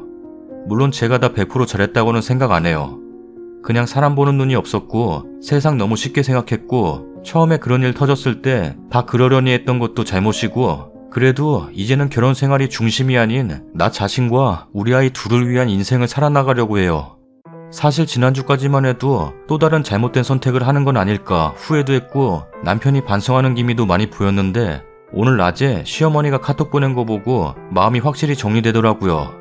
방구 만나는 여자 24살이라는데 이쁘고 싹싹해서 아주 마음에 쏙 든다. 너랑 달라. 너밖에 없다. 조강지처가 최고다 울부짖던 남자의 바닥까지 보고 나니 그나마 있던 미련도 아이 아빠에 대한 존중심도 다 바닥났네요. 더 화가 나는 건 뭔지 아세요? 매일 밤 저희 아이들을 위해 정화수를 떠놓고 빈대요. 시어머니란 인간이요. 악독하고 못된 어미 빨리 하늘이 데려가라고요. 천륜을 끊는 못된 년은 인간이 아니고 짐승이라면서요. 카톡 할 줄도 모르는 시어머니, 대체 누가 저런 카톡을 써줬을까요? 아까워 마지 않는 자기 아들일까요? 딸일까요? 24살짜리 예비 새며느리일까요? 아니면 또 다른 누군가가 그 집안의 늪에 빠진 걸까요? 오랜만에 애들 재우고 술 한잔하니 딱히 이야기 터놓을 상대가 없더라고요. 이제 취기가 슬쩍 드나봐요. 말을 써내려가긴 하는데 뭐라고 썼는지도 모르겠네요. 아무튼 오랜만에 속을 터내려가니 한결 편해지네요. 감사합니다. 그리고 죄송해요. 좋은 일도 아닌 글 길게 써서. 이만 갈게요. 댓글입니다. 축하드려요. 지금이라도 그곳에서 벗어나시니 다행입니다. 그런 남편하고 시댁 무식한 모델한테 넘기셨어요. 앞으로 잘 되실 거예요. 고생했어요 정말. 앞으로 다 털어내시고 새로운 인생 사시길 바랄게요. 제가 이혼을 안 했다면 지금 저렇게 돼 있을 것 같아요. 정말 잘하셨습니다. 뒤도 돌아보실 거 없어요.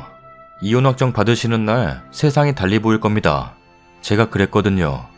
다시 태어나시는 거 축하드려요. 정말 보란듯이 행복하게 사실 수 있다는 거 제가 확신합니다. 제가 지금 그렇게 살고 있으니까요. 님 화이팅. 다음 사연입니다. 결혼한 지 딱 2달 지난 후가 제 생일이었습니다. 제 생일이 토요일이었고 그전 금요일은 남편 회사 전체 회식이 있다고 해서 그럼 늦겠구나 싶어 저도 회사 일 늦게 마치고 친구들 만나고 들어왔습니다. 친구들 만난 시간이 10시쯤. 12시에 헤어져서 회사에 다시 가서 야근하는 동료들하고 얘기도 좀 하고 여튼 야근하는 직원들 눈치 보며 집에 들어온 게 1시 반. 그때까지도 신랑 안 왔더군요. 결혼하고 처음으로 있는 회식이고 날이 날이니만큼 금요일이니까 다음날 출근 안 한다는 생각으로 아주 정신없이 마셔대는구만 생각하고는 기다렸습니다. 12시에 친구들하고 헤어질 때 전화했더니 이제 끝나서 일어나려고. 생일 제일 먼저 축하해주고 싶었는데 미안하다. 약간 취한 듯 보였으나 그냥 기분 좋게 취한 것 같아서 얼른 집에 가서 있어 이러고 끊었습니다. 집에 오자마자 전화했더니 전화기 꺼져 있네요. 1시 반까지도 안 들어오고. 원래 술자리란 게 곧 끝날 것 같다가도 이어지고 저도 직장 생활하니까 다 압니다. 그래서 이해했죠.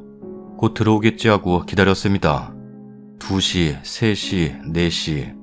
아 정말 눈물이 막 나면서 처음에는 이 인간 지금 어디서 뭘 하는데 안 오나? 술을 도대체 몇 시까지 마시나? 술집 가서 정신을 잃고 어디 길바닥 같은 데서 자나? 점점 시간이 흐르니까 이상한 술집에서 술 먹다가 술집 아가씨하고 2차 나갔나? 결혼 전에도 술집 마담은 아니고 술집 대리라는 사람하고 문자질하고 전화질한 거 걸렸었습니다. 술집도 대리 과장 그런 직함 쓰나봐요. 그 후로 남편을 100% 믿지는 못하고 있는 실정이에요. 생각이 거기까지 가니까 정말 확 미치겠더라고요. 결혼한 지 얼마나 됐다고. 그것도 자기 부인 생일날. 오만 생각이 다 들며 아니겠지 끝까지 믿고 싶었습니다. 5시 넘어가니까 해가 뜨더라고요. 그때까지도 안 들어오더군요. 지방이라 술집이 모여있는 동네가 따로 있습니다. 우선 신랑 회사하고도 가깝고 해서 거기서 회식을 했겠지 싶어 그 동네로 차를 몰고 갔습니다. 그 새벽에 짧은 청반바지 입고 화장 진하게 하고 지나다니는 여자들 참 심심찮게 보이더군요. 그 새벽에 그 차림으로 새벽 운동 나왔을 리는 없고 그런 여자들 보니까 더 눈이 뒤집히더라고요. 제가 차 몰고 그 동네 가서 뭐 한 줄 아십니까? 처음에는 술집 골목 이런 곳에 신랑 차가 주차되어 있나 찾아보았습니다. 없더군요. 결국에는 모텔 주차장 기웃거리면서 신랑 차를 찾아다녔습니다. 결혼하고 맞은 첫 생일 새벽에 남편이 끓여준 미역국은 못 얻어먹을 망정 남편 찾아 모텔 주차장 드나들고 있는 제 한심한 꼴이 정말 지금 생각해도 참 아직까지 왜 그런 인간하고 살고 있나 싶네요. 아무튼 그 동네에는 없더군요. 못 찾았을 수도 있겠지만 다시 회사가 있는 곳 주차장으로 갔습니다. 차가 없더군요. 분명 회식하는 술집에 갈 때 차를 가지고 갔다는 말인데 시댁이 같은 지역입니다. 결혼한 지 얼마 안 됐으니 술 취해서 우리 집으로 안 오고 시댁으로 본능적으로 갔을 수도 있겠다 싶어 차를 몰고 시댁 주차장을 뒤졌습니다. 새벽 6시가 안 된 시간이라 차마 시댁에 전화하거나 찾아가지는 못하겠더라고요. 또 괜히 걱정하실 것 같은 생각에 그냥 여기 왔나 아닌가만 확인하려고 했는데 없습니다. 미쳤지. 내가 남 걱정하고 있었습니다. 결국 온 동네 다 뒤졌습니다. 갈만한 술집 있는 곳, 집에 오니 7시 반. 지역이 좁아 뒤져도 시간이 오래 소비되진 않습니다. 울다 지쳐 앉아서 잠이 들었나 봅니다. 문 열리는 소리가 들려 자동적으로 벌떡 일어서서 현관으로 나가봤더니 신랑이 들어오는 겁니다. 자동으로 시계를 봤죠. 8시 39분. 정말 욕 나올 뻔했습니다. 미안하다는 말하면서 싹싹 빌 줄 알았습니다. 참나, 이 인간 들어오자마자 방에 들어가서 침대에 벌렁 눕습니다. 왜 지금 왔냐고, 뭐하다가 이제 왔냐고 치면서 물어봤습니다. 술 냄새에 무슨 호레비 냄새 같은 것도 나고 오자마자 씻었던 흔적이 있는지부터 확인했습니다. 다행히 머리카락에선 쉰내 비슷한 쩔은내가 나고 일단 한시름 놓았죠. 정신을 못 차리길래 등짝이고 배고 가리지 않고 치면서 어디서 지금 오냐고 뭐 있냐고 했더니 일어나 봤더니 지하주차장에서 자고 있더라는 겁니다. 참나, 지하주차장은 미처 확인을 안 해봤기 때문에 못 믿을 수도 없었습니다.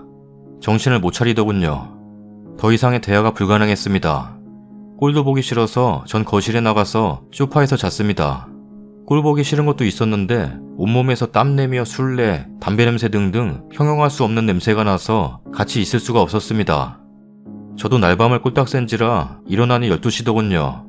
신랑은 그때까지도 비몽사몽 자고 있더라고요. 그날 산부인과에 한번 같이 가보자고 미리 계획을 세워놓고 있었던지라 잘 자고 있는 꼴 보니까 부하가 치밀어 올라 또 치면서 일어나서 병원 안 가냐고 소리를 지르고 했더니 정신을 못 차리면서 알았어. 가자. 이럽니다. 못 가겠다고 반항하면 더 쳐주려고 했는데 가자고 수긍하니까 그게 더 꼴 보기 싫대요. 그냥 냅두고 다시 거실로 나와 저도 또 잤습니다. 오후나 돼서 둘 다 정신 차리고 신랑도 씻고 저도 일어나서 그때부터 또다시 눈물 콧물 질질 흘리며 사람 몰골이 아닌 꼴로 소파에 앉아 있었습니다. 그 모습을 보니까 신랑 그제서야 정신이 돌아왔는지 미안하다고 계속 그럽니다. 너 어제 몇 시에 들어왔는 줄 알아? 했더니 새벽에 들어온 거 아니냐입니다. 8시 반이 새벽이냐 아침이지 이 인간이. 기억도 못하고 있습니다. 자기가 몇 시에 집에 왔고 어떻게 들어와서 침대에 누웠는지도. 여차저차 저는 계속 울고 그제서야 슈퍼 가서 3분 미역국 끓여 대령하고 캔에 든 죽 사서 끓여주고 별시호를 다 하더군요. 결국 제가 계속 말도 안 하고 우니까 친정엄마한테 전화해서 지가 외박한 얘기는 쏙 빼고 자기가 회식해서 조금 늦었는데 제가 화를 낸다고 아주 치사한 구조 요청을 하더라고요. 엄마한테 전화가 왔습니다. 그만해라. 회사 다니면서 그럴 수도 있으니까 넘어가라. 나 참, 안 하려다가 너무 얄미워서 그 인간 외박했다고 친정엄마한테 말했습니다. 많이 놀라시더군요.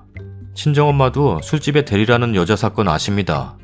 엄마도 이것저것 캐물으시더니 결국 제가 여자 문제는 아닌 것 같다고 했어요. 그 무수한 냄새들로 인해 우려하는 여자 사건은 아닌 것 같아 엄마를 오히려 제가 안심시켰습니다. 그럼 오래 싸우지 말고 그냥 용서해라. 좋은 날 이렇게 보낼 거냐? 미안하다고 본인도 하고 그러니까 한 번만 그냥 못 내기는 척 넘어가라. 라고 하십니다. 참, 우리 엄마도 천사표 장모입니다. 친정엄마 말 들으니까 귀얇은 저는 또 그냥 혹해서 여차저차 용서했습니다. 시댁에서는 결혼해서 처음 맞는 생일이라고 제 생일상을 받답니다. 음식도 하고 미역국도 끓이고 시아버지도 퇴근하시고 들어오셨다고 저랑 신랑 오라고 호출이 왔습니다. 밤새 잠도 제대로 못 자고 일어나서는 온종일 울었는데 제 얼굴이 사람 얼굴이었겠습니까? 거울 보니까 눈은 어디 갔는지 사라졌고 꼴뚜기 가면 쓴 여자가 있는데 차마 그 얼굴 들고 시댁엔 못 가겠더라고요. 기분도 갈 기분이 아니었고 또 제 얼굴 보시면 시시콜콜 캐물으실 텐데 제 입으로 당신들 자식 흠 얘기하기도 내키지 않고 해서 그냥 안 간다고 하고 신랑 혼자 보냈습니다. 좀 있다 보니 손에 줄줄이 음식 챙겨 들고 오더군요. 안 가서 뭘 안 하시냐 했더니 자기가 자수했답니다. 양심은 있었구나 네가. 암튼 그날 저녁 그렇게 넘기고 기어이 다음날 다시 시부모님 부르시더군요. 갔습니다. 저녁을 먹고 시아버지가 작은 방으로 저만 따로 부르시더군요. 며느리 사랑 시아버지라고 아버님이 절 참 예쁘게 보셨습니다. 이따금 부담될 때도 있어요. 결혼하고 살이 좀 쪘는데 시아버지 실망시켜드리는 거 아닌가 싶어 시아버지 때문에 다이어트 해야겠다는 생각도 했습니다. 그래도 나 이쁘다는데 고맙게 생각하고 있습니다. 부르시더니 나지막히 물으시더군요. 어제 많이 서운했냐? 원래 말수도 많지 않으신 분입니다. 무뚝뚝하다는 느낌은 없지만 말수가 적으시죠? 네? 아니에요. 아니긴 뭐가 아닙니까? 그런데 이상하게도 저렇게 대답이 나왔습니다. 내가 어제 많이 혼냈다. 네, 일부러 그런 게 아니라 회사 일 때문에 술 먹다가 그랬다더라. 네, 저도 알아요, 아버님. 화났던 것도 화난 거지만 걱정이 많이 됐었거든요. 무슨 사고가 났나 연락도 안 되고 해서요. 사실 말한 대로의 걱정도 있었지만 여자 문제일까봐 그 걱정이 더 컸습니다. 하지만 시아버지 앞에서 그런 얘기는 할 수 없으니깐요. 어제 하루 종일 울었더니 얼굴이 퉁퉁 부어서 못 왔어요. 죄송해요, 아버님. 여차저차 친정 엄마한테 하듯이 하소연할 수는 없고 좋게 포장해가며 얘기를 했습니다. 어제 네 어머니가 음식 준비 많이 했었다. 너 시집 와서 처음 맞은 생일이라고 생일상 차려주고 싶다고. 같이 와서 식구들 같이 저녁 먹었으면 좋았을 걸 그랬다. 여기서 조금 빈정이 상하더군요. 내가 시댁 오기 싫어서 안 온 게 아니고 내 얼굴 보면 어른들 분명 걱정하실 거고 나한테 비느라고 고생한 신랑 그 자리에서 또 시부모님한테 꾸지람 듣는 거 싫고 그래서 안 갔던 건데. 네, 아버님 죄송해요. 상황이 이상하게 됐습니다. 어머니는 니네 생각 많이 하신다. 전화도 많이 기다리시고. 사실 요맘때 결혼한 지 얼마 안 되고 해서 주말마다 시부모님 뵀던 터라 전화 자주 해야 된다는 생각 크게 못하고 있었습니다. 그래서 일주일에 한 번 정도 하고 있었죠. 네, 갑자기 전화 자주 안 하는 걸로 죄인된 느낌. 아마 어머님이 서운하다고 아버님께 말씀을 언뜻 비추셨나 봅니다. 저희 시어머니 저한테 서운한 거 결혼 전에도 당사자인 저한테는 말씀 안 하시고 남편한테 말했거든요.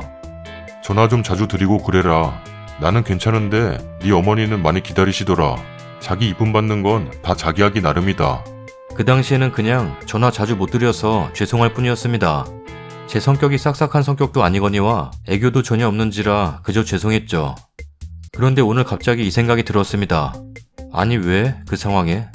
내가 그 일로 인해서 죄송하여 몸둘 바를 모르는 상황이 되었던 것인가? 지금 생각해보면 억울하네요. 그 후로도 나름 자주 전화한다고 했는데도 또 전화 자주 하라는 말씀하셔서 이젠 그냥 안 합니다.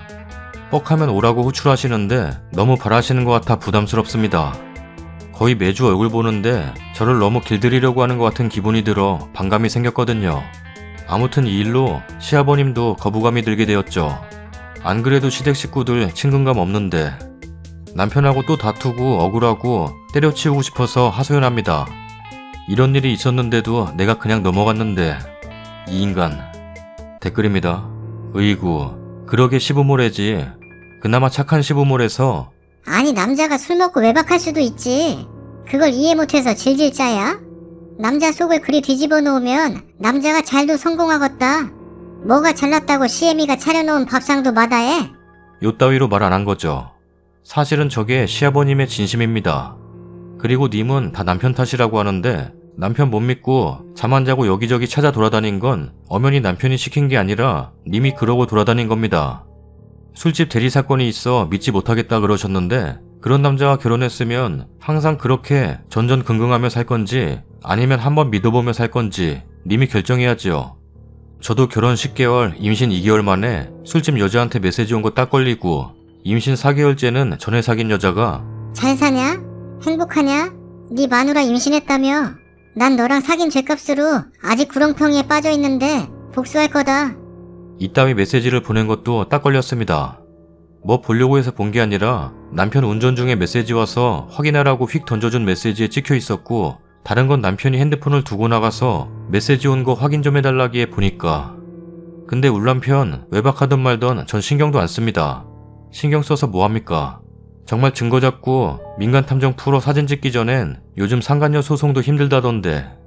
뭐 내가 그랬으니 당신도 그렇게 살아 이런 뜻은 절대로 아니고요. 신경 쓰고 고민해봤자 아무 도움 안 된다는 뜻입니다. 탈무드에 이런 얘기가 있습니다. 현명한 자는 아내가 이 아이는 당신의 아이요 라고 했을 때 그대로 믿지만 우둔한 자는 아내가 이 아이는 당신의 아이요 라고 했을 때 끊임없이 의심하다가 인생을 파멸시킨다고. 그 옛날에는 친자검사 같은 게 없었으니 아내가 당신 아이야 라고 하면 그대로 믿어야지 의심해봤자 확인할 길도 없는 걸 의심하고 괴로워하다 자신뿐만 아니라 아내와 아이의 인생까지 망칠 수 있다는 뜻이겠죠. 쉬운 일은 아니겠으나 남편을 한번 믿어보세요.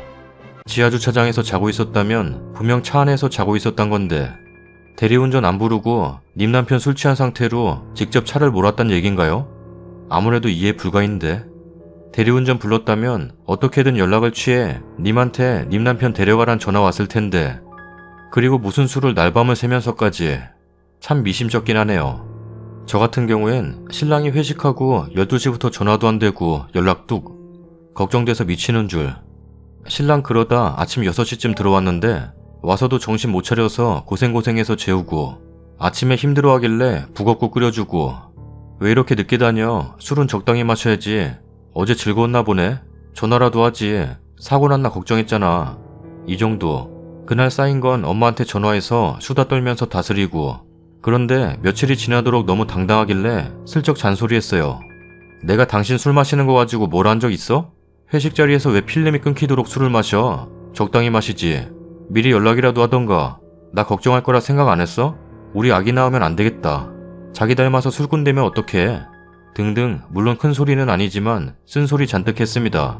그 후로는 안 그래요. 다음 사연입니다. 안녕하세요. 시부모님이 대전분이신데 시아버지가 이번에 암수술을 서울에서 하시게 돼서 시어머니까지 같이 올라오셨고 저희 집에 머무시게 됐는데요. 시어머니는 157에 39kg 정도세요. 원래 마른 체질이신 것 같고 39에서 40이 왔다 갔다 하신대요. 저는 체대 나왔고 남편이랑 도장해서 애들 가르쳐요. 172에 65kg입니다. 딱 봐도 사이즈가 비교가 되나요? 근데 자꾸 본인 옷을 저한테 입어보라고 시켜요. 팔도 끝까지 안 들어가는 옷을요. 방순아, 엄마 이 옷 작아서 못 입는데 너 입어봐. 어머니한테 안 맞는 옷이 저한테 어떻게 맞아요? 아니야, 넌 젊고 군살이 없어서 맞을 거야. 라면서 억지로 입혀요. 안 들어가는 걸 보고는 웃으시면서 안 맞네. 하시고요. 제 티셔츠 같은 거 입으시고는 네가 입으면 티셔츠인데 내가 입으니까 원피스다. 이러고 남편도 엄마 옷을 왜 자꾸 방순이 입으라 해? 왜 그러는 거야? 안 맞는 거 알면서. 하는데도 맞을 줄 알았지. 이러고 웃으세요. 집에서 제 박스티만 입고 다니시고요. 그러면서 남편한테 방순이가 입은 거랑 내가 입은 거랑 다르지? 어때? 자꾸 물어보고 진짜 짜증나고 왜 저러시는지 모르겠어요. 결정적인 게 어제 직장인분들이 저녁 타임에 오시는데 끝나고 얘기하고 노느라 좀 늦어졌더니 도장에 찾아오셨어요. 도장이 집 바로 옆이에요. 그때 사람이 한 10명 정도 있었는데 시어머니가 왜 이렇게 안 오냐? 걱정돼서 왔다. 라고 하셔서 남편이랑 어머니 모시고 가려고 하는데 사람들 많은 데서 방순아, 나랑 패딩 바꿔 입자. 엄마 패딩이 더 따뜻해. 이러시는데 저 시어머니 패딩 어깨도 안 맞고 안 들어가거든요. 그래서 어머니 안 맞아요. 그냥 제 거 입을게요. 하는데도 끝까지 왜? 바꿔 입어. 맞을 거야. 끝까지 저러네요. 왜 저러는 걸까요? 참고로 저 27, 남편 32, 시어머니 55세, 시아버지 60세입니다. 짜증나서 돌아버릴 것 같아요. 댓글입니다. 왜긴요. 자꾸 마르고 요정 같은 나 하면서 나르시즘에 취해 있는 거죠. 계속 그러면 에이 저 어머님 옷 못 입어요. 제가 초등학교 때나 입던 사이즈라서요. 덩치나 살 말고 키로 매기세요.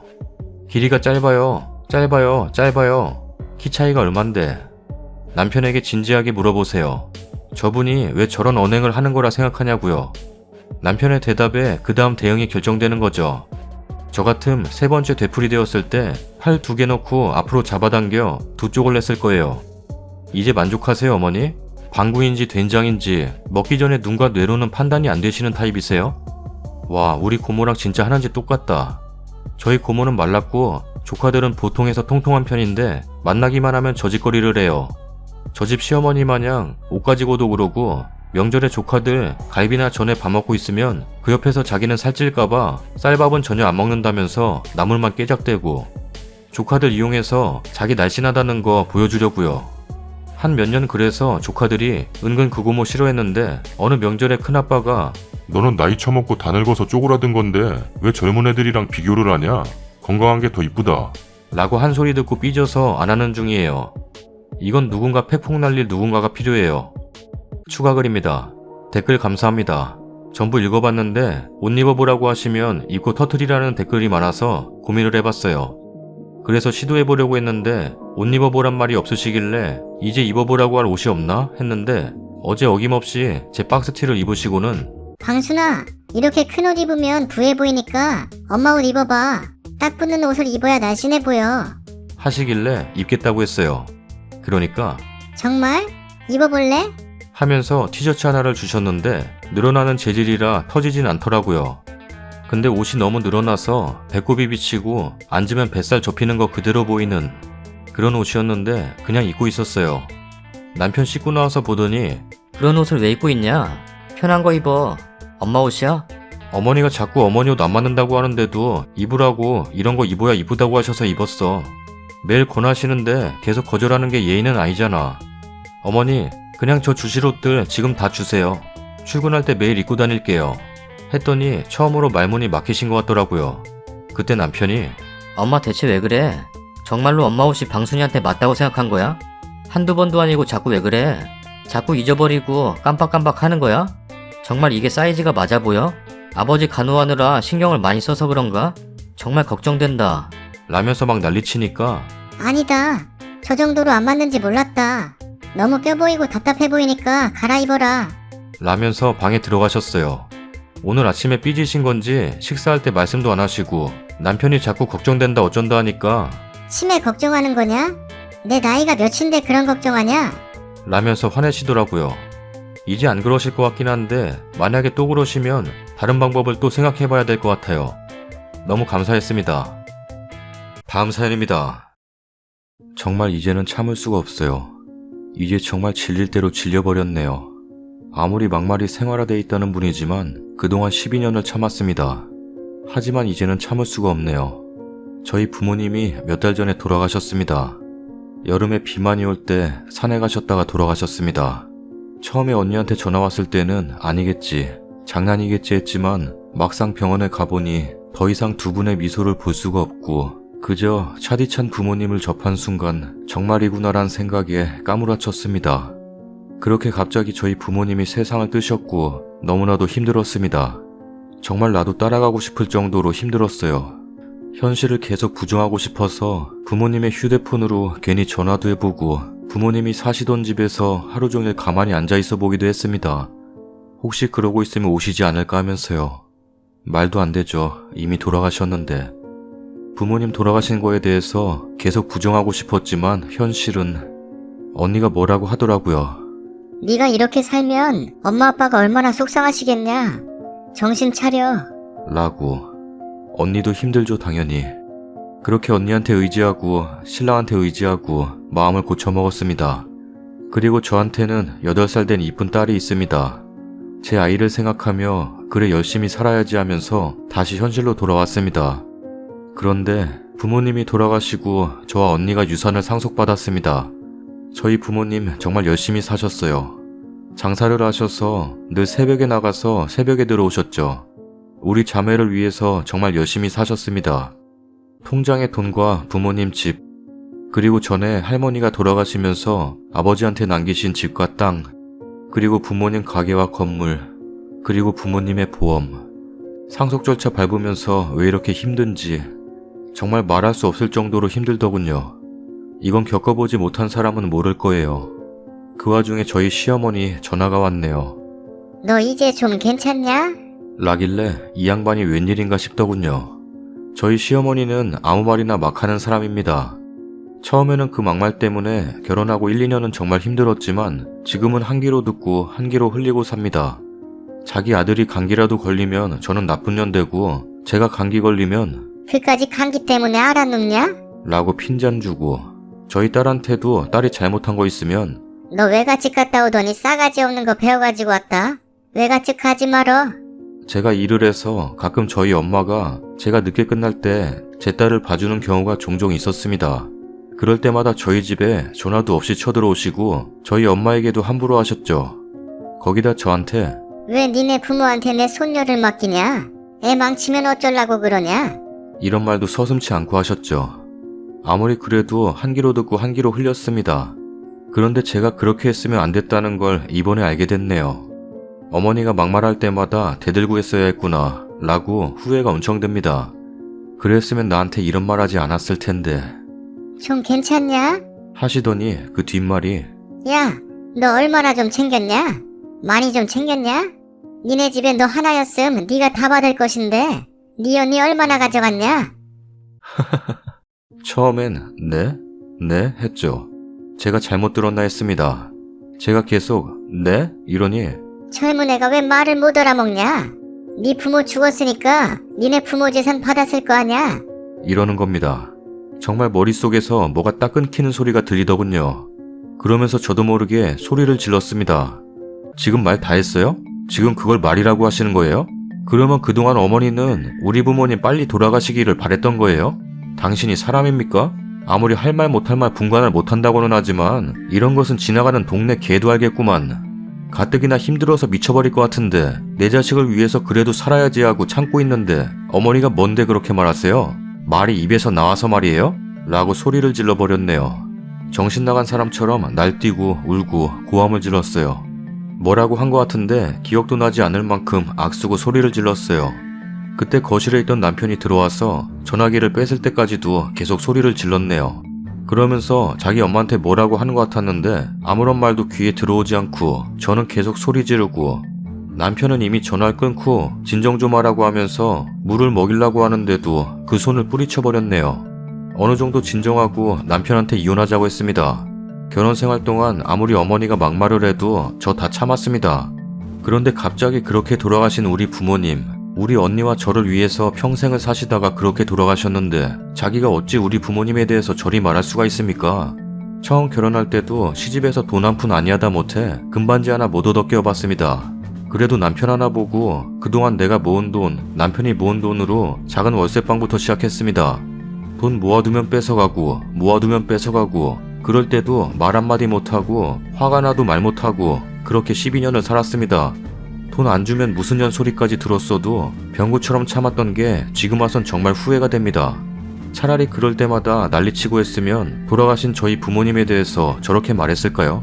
못난 저 때문에 돌아가셔도 저런 사람한테 막말 듣게 한 제가 불효녀 같습니다. 남편은 이성을 찾으라고는 하지만 그딴 소리는 이성이란 자체가 없는 자기 엄마한테나 가서 하라고 했습니다. 이제 더 이상은 이렇게 못 산다고. 분명 당신 엄마는 내가 이혼하자고 했다는 소리 들으면 본인이 잘못해서가 아니라 지 부모 죽고 돈 좀 생기니까 그런다고 하겠죠. 안 봐도 훤합니다. 가서 당신 엄마한테 우리 이혼할 거라고 말하라고 했습니다.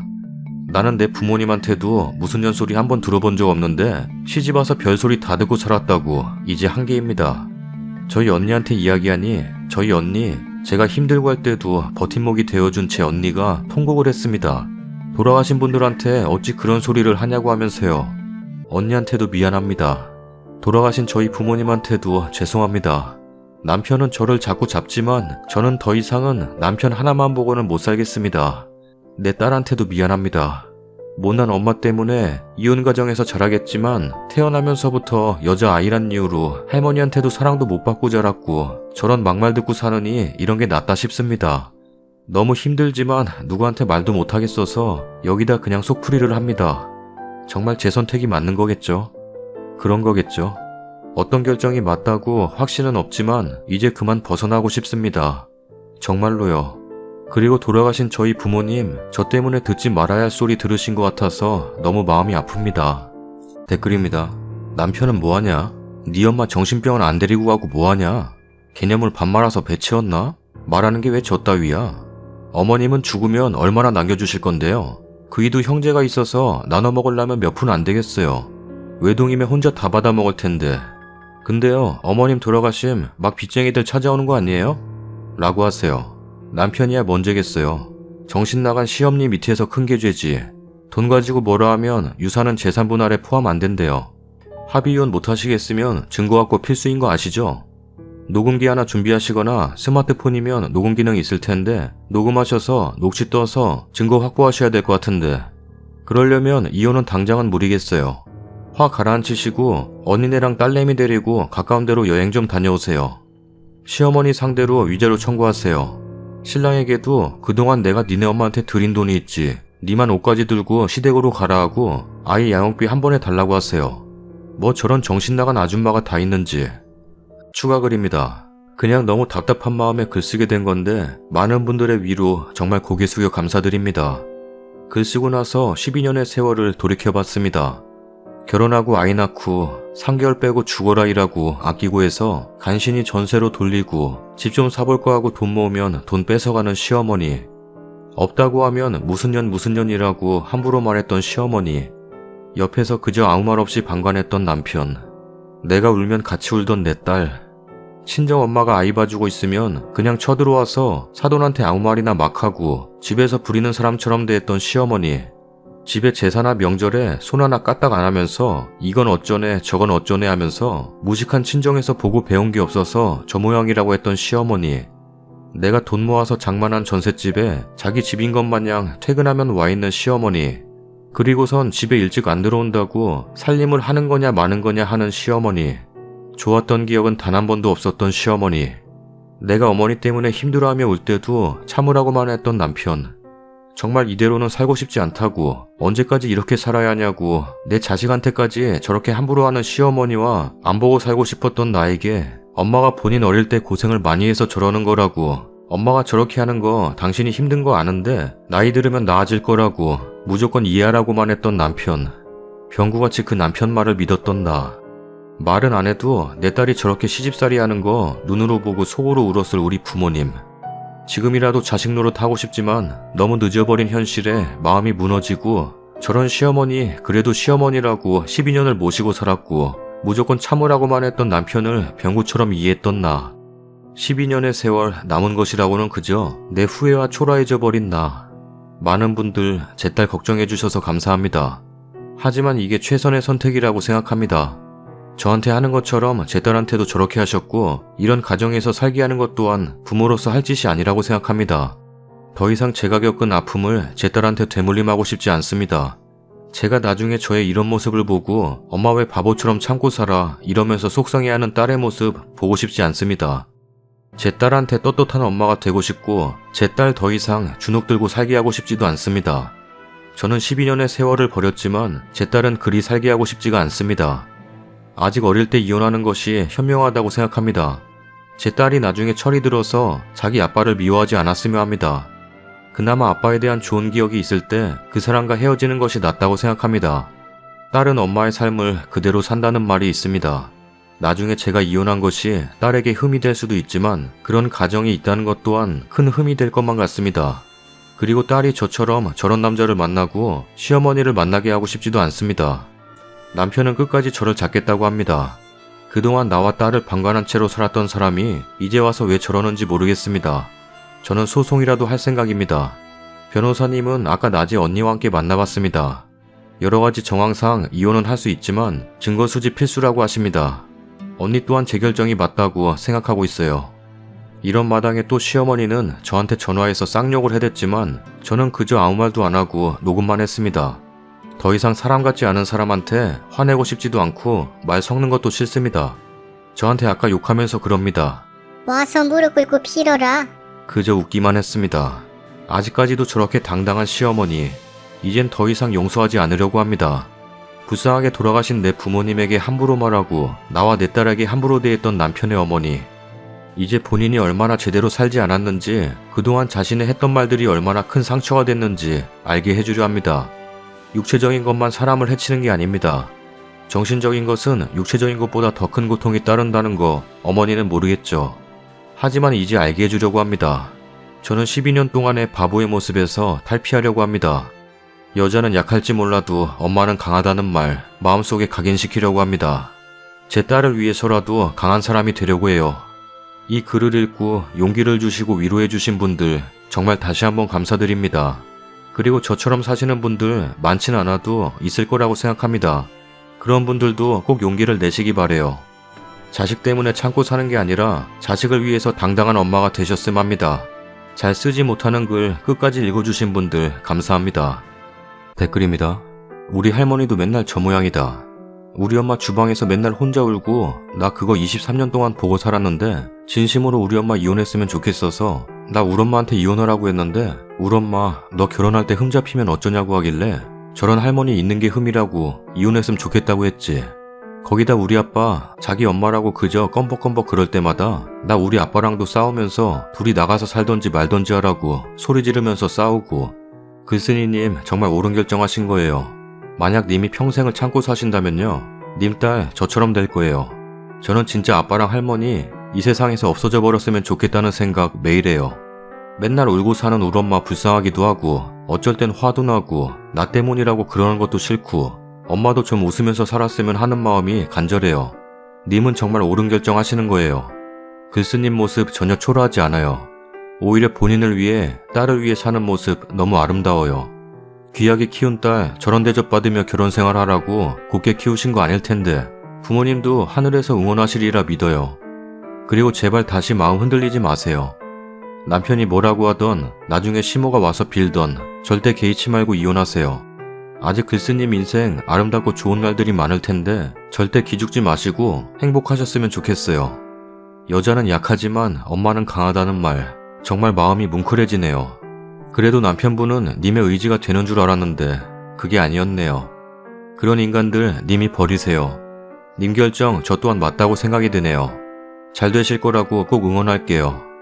저희 할머니도 저희 엄마한테 막말이나 막말은 다 하고 본때가 없어 그렇다느니 되도 않는 트집 다 잡고 엄마가 시집와서 할머니가 저희 엄마한테 막 욕을 하더래요. 저희 할머니 욕 엄청 잘하셨거든요. 엄마가 처음엔 그 말이 무슨 말인지 몰라 옆집 사람한테 물었더니 욕하는 소리였대요. 결혼하고 얼마 안 있어서 외할아버지 일주기 되는 날이라서 간다고 했다가 짐 싸라고 난리 났었다고 하대요. 55년 전에 빚을 500만 원이나 졌더래요. 그래서 할머니는 밤에 야반 도주하시고 엄마 아버지가 남아서 원금이라도 갚겠다고 해서 오래 걸려서 삼촌들이랑 다 같이 갚았다고 하네요. 다행히 할머니랑은 같이 안 살아서 다행이었는데 할머니 성격이 아빠랑 똑같거든요. 그래서 할머니께서 맏아들이지만 너랑은 못 살겠다 하셔서 같이 안 사셨다네요. 저희 아빠가 할머니 성격, 그러니까 많이 쉴드 치고 그러시고 그래서 지금까지 엄마는 살아오셨던 것 같아요. 근데 엄마께서 할머니 돌아가신 지 3년 다 됐는데 지금까지도 할머니 생각만 하면 우라가 치민다고 하더라고요. 할머니 살아계실 때 엄마가 화병 걸려서 고생하기도 했어요. 정말 지금 생각해도 저희 할머니 성격이 엄청나신 것 같아요. 저희 집에 못 지내시고 착한 셋째 작은아빠 집에서 같이 사셨는데 저희 아빠처럼 쉴드 쳐주는 성격이 아니라 무조건 내내하는 성격이라 작은엄마가 많이 힘드셨죠. 작은엄마가 많이 아프셨는데 옛날에 결핵인가 그거 걸리셔서 고생 많이 하셨어요. 근데 할머니께서 일도 안 도와주시고 작은엄마랑 작은아빠랑 자면 가운데 끼어 자고 그랬다네요. 자꾸 작은엄마를 친정으로 보내고 쫓아내고 하셨어요. 엄마 말로는 작은엄마가 정말 좋은 분이셨다는데 천사같이 착했다네요. 자꾸 할머니께서 쫓아내니 갈 데가 없어서 우리 집에 와서 같이 살았대요. 작은엄마가 아기 낳고 아기가 아파서 1년 동안 병원에 살았는데 아기 병간호랑 집안일에 가게일까지 너무 과로해서 일을 하고 할머니께서는 안 도와주셨다네요. 그런 상황에 둘째 아기 가지고 3중고 4중고를 겪다가 아기 낳고 한 달 후에 돌아가셨어요. 저희 둘째 삼촌 참 좋지만 작은엄마와 할머니 사이에서 쉴드만 제대로 쳐줬으면 그렇게 돌아가시진 않았을 것 같아요. 남겨진 아이들은 누가 책임지나요? 엄마 없이 엄마의 정을 못 느껴보는 아이들은 얼마나 불쌍해요. 첫째 동생은 할머니랑 작은아빠가 키우고 둘째 동생은 작은 집으로 갔다가 작은 집이 이혼하는 바람에 저희 집에 왔어요. 4살 때. 이제 동생이 18살인데 저희 엄마 아빠를 친엄마 친아빠로 알고 있어요. 아직 말 못했죠. 충격받을 수 있기 때문에. 우리 작은아빠도 불쌍하고 자기 아들이랑 여태껏 일주일 이상 같이 지내본 일이 없어요. 방학 때 잠깐 뿐이죠. 일부러 엄마가 작은 집에 보내서 있게 하는데 동생은 모르니까 그냥 작은 집에 갔다 온다고 생각할 뿐이죠 뭐. 우리 엄마가 마음으로 안 왔지만 내가 아무리 잘한다 해도 지 엄마만 하겠냐라는 말씀하세요. 언젠가 제 동생에게 말을 해야겠지만 걱정입니다. 그때 차라리 분가했더라면. 남편 쉴드가 정말 중요한 거죠. 정말 그 이야기하면 구구절절 말이 많지만 저희 엄마 말씀 빌리면 조선 팔도에 니네 할머니처럼 별난 사람 없다고 이야기하세요. 제가 봐도 그 말이 맞는 것 같고요. 후기입니다. 안녕하세요. 벌써 그 일이 있은 지 어림 한 달이 다 되어가는 것 같네요. 처음에는 절대 이혼해줄 수 없다는 남편과 이제 다음 주면 정말 이혼 도장을 찍게 되었습니다. 처음 한 일주일은 절대 이혼 못 해주니까 소송 걸어. 라고 하기에 알았다고 했습니다. 그렇게라도 해서 당신과 당신 집안과 인연 끊을 수 있다면 그게 100년이 걸리더라도 하겠다고 했습니다. 어떻게 이야기를 듣고 시어머니, 이제는 시어머니도 아니죠. 그 사람의 어머니가 저에게 전화를 하셨더군요. 안 살 거면 너가 부모한테 받은 유산하고 딸아이 놓고 너 혼자 나가라. 역시 절대 기대를 저버리지 않으시는 분이더군요. 그 말과 더불어 갖은 쌍욕을 하시기에 그냥 녹음하고 저는 듣기만 했습니다. 몇 차례 전화 오고 전 녹음하고 제가 지금은 저희 언니 집에 딸아이와 있습니다. 저희 언니 집까지 찾아와서 동네에서 소리소리 지르고 경찰 부르고 계속 무한반복을 며칠 동안 했습니다. 그러고 난 후 그 남자에게 전화를 해서 만나자고 했습니다. 보자마자 하는 말이 이제 생각이 바뀐 거냐? 라는 그 인간 앞에 그 사람 어머니가 저에게 함부로 말했던 것을 녹음한 핸드폰을 들이밀며 들려주었습니다. 어떻게 하겠냐고 하면서요. 물론 이 사람뿐 아니라 이 사람의 어머니에게도 위자료 청구한다는 말도 잊지 않았습니다. 변호사님도 시댁에서의 부당 대우가 입증만 되면 충분히 청구할 수 있다고 하더군요. 그리고 아이도 최대한 제가 데리고 올 수 있게 힘쓸 거라고 걱정하지 말라고, 저희 언니도 제 뒤에는 언니가 있으니 절대 마음 약해지지 말라고, 여기서 약해지면 안 된다고 녹음된 것을 다 들려준 후 말했습니다. 아이 또한 내가 데리고 올 거야. 당신과 당신 어머니한테 내 딸을 맡겼다가는 내 딸 제명에 못 살 것 같아. 당신이 아이 아빠라면 아이를 생각해서라도 양보해줬으면 좋겠어. 그리고 당신 엄마 우리 언니 집까지 쫓아와서 난동 부리고 한 거 일부러 경찰에 신고한 거야. 그런 것도 다 증거자료 될 수 있어. 우리 사이에 아이가 없다면 막장까지 갈 생각이지만 마지막으로 당신이 아이 아빠라면 나와 내 딸 그냥 편히 놔줬으면 좋겠다. 나중에 내 딸이 아버지란 사람 원망하지 않게끔 도와. 남편은 한참을 생각하더니 며칠 더 여유를 줬으면 좋겠어. 당신한테는 며칠이지만 나에게는 그 며칠이 정말 지옥 불구덩이에서 내 살을 태우는 것과 같은 거니까 되도록 빨리 결정을 해줬으면 좋겠다 라고 했습니다. 며칠이 지나도 연락이 없어서 정말 소송으로 갈 생각이구나, 정말 이거밖에는 답이 없나 보구나란 생각에 허무해질 무렵 4일 전에 연락이 왔습니다. 서류 보내겠다고요. 작성해서 보낼 테니 나머지 작성하고 다음 주 월요일에 법원 앞에서 만나자고 하더군요. 그리고는 그냥 끊더군요. 등기로 서류 받아들고 한참을 쳐다만 봤습니다. 이혼을 망설인 건 아니었지만 막상 서류를 보니 아무 생각도 나지 않아서 그저 우두커니 있다가 오늘 서류 빈칸을 채웠습니다. 빈칸을 채우면서 왜 이리 눈물이 나는 건지, 이혼하는 게 두렵고 후회할까봐 눈물이 나는 건 아니었습니다. 그저 그동안의 결혼 생활이 눈앞에 스쳐 지나가고 돌아가신 부모님 얼굴이 자꾸 생각이 나고 그동안 힘들었던 결혼 생활이 이 종이 한 장으로 끝나는구나란 생각도 들고 그냥 왠지 모르게 서러운 마음이 들어서 눈물이 나는 것 같았습니다. 혹여나 딸아이가 듣지는 않을까란 생각에 조용히 소리 없이 한참을 운 것 같네요. 지난번 2번째 글에 댓글을 보니 저희 딸아이 입장인 분들이 많더군요. 만약 내가 한 번 더 참았다면 내 딸도 그런 생각을 가지고 살겠구나란 생각에 또 한 번 마음이 아프더군요. 나 하나 그리 살았으면 됐지. 내가 내 딸에게 나와 같은 아픔, 아니 어찌 보면 더한 아픔을 줄 수도 있었구나 라는 생각이 들더군요. 그래서 더욱더 이혼이 간절해졌었나 봅니다. 이제 다음 주 월요일이면 법원에 서류 제출하고 숙려 기간이 있겠지만 이것도 법원에서 지정해준 곳에 가서 부부 상담 치료를 받거나 하면 단축할 수도 있다고 하네요. 서류 제출하고 얼마간의 시간이 더 걸릴지도 모르겠지만 그래도 마음 한구석은 왠지 모르게 후련한 마음이 드네요. 후련하다는 제 생각이 잘못될 수도 있겠지만 그래도 저는 그런 마음이 듭니다. 많은 분들이 걱정을 해주셔서 저에게 많은 위로와 도움과 용기가 된 것 같아서 마지막으로 한번 글을 쓰는 겁니다. 저와 제 딸 걱정해주셨던 분들 정말 잊지 않을 생각입니다. 이제 모든 게 끝나고 저와 제 딸 멋지게 새 인생 살아볼까 합니다. 저도 저지만 이제 제 딸 정말 행복하게 해주고 싶은 마음이 간절합니다. 저에게 도움 주셨던 많은 분들 정말 마음속 깊이 진심으로 감사드려요. 댓글입니다. 유산 놓고 가라는 말에서 빵 터졌네. 어떻게 늙으면 저렇게 늙을까? 이런 말하면 좀 그렇지만 어쩌면 이 이혼 부모님이 마지막으로 주신 선물 같아 보이기도 해요. 앞으로는 부모님도 안 계시는데 딸이 혼자 그 집에서 당하는 꼴 못 보게 하시려고 도와주신 게 아닌가 하는 생각이 들었습니다. 딸과 행복하게 건강하게 사세요. 그 할머니 정신 못 차렸네요. 결국 자기 돈 욕심에 아들 이혼남 만들고 아들 부부 12년의 결혼 생활을 지옥으로 남겼네요.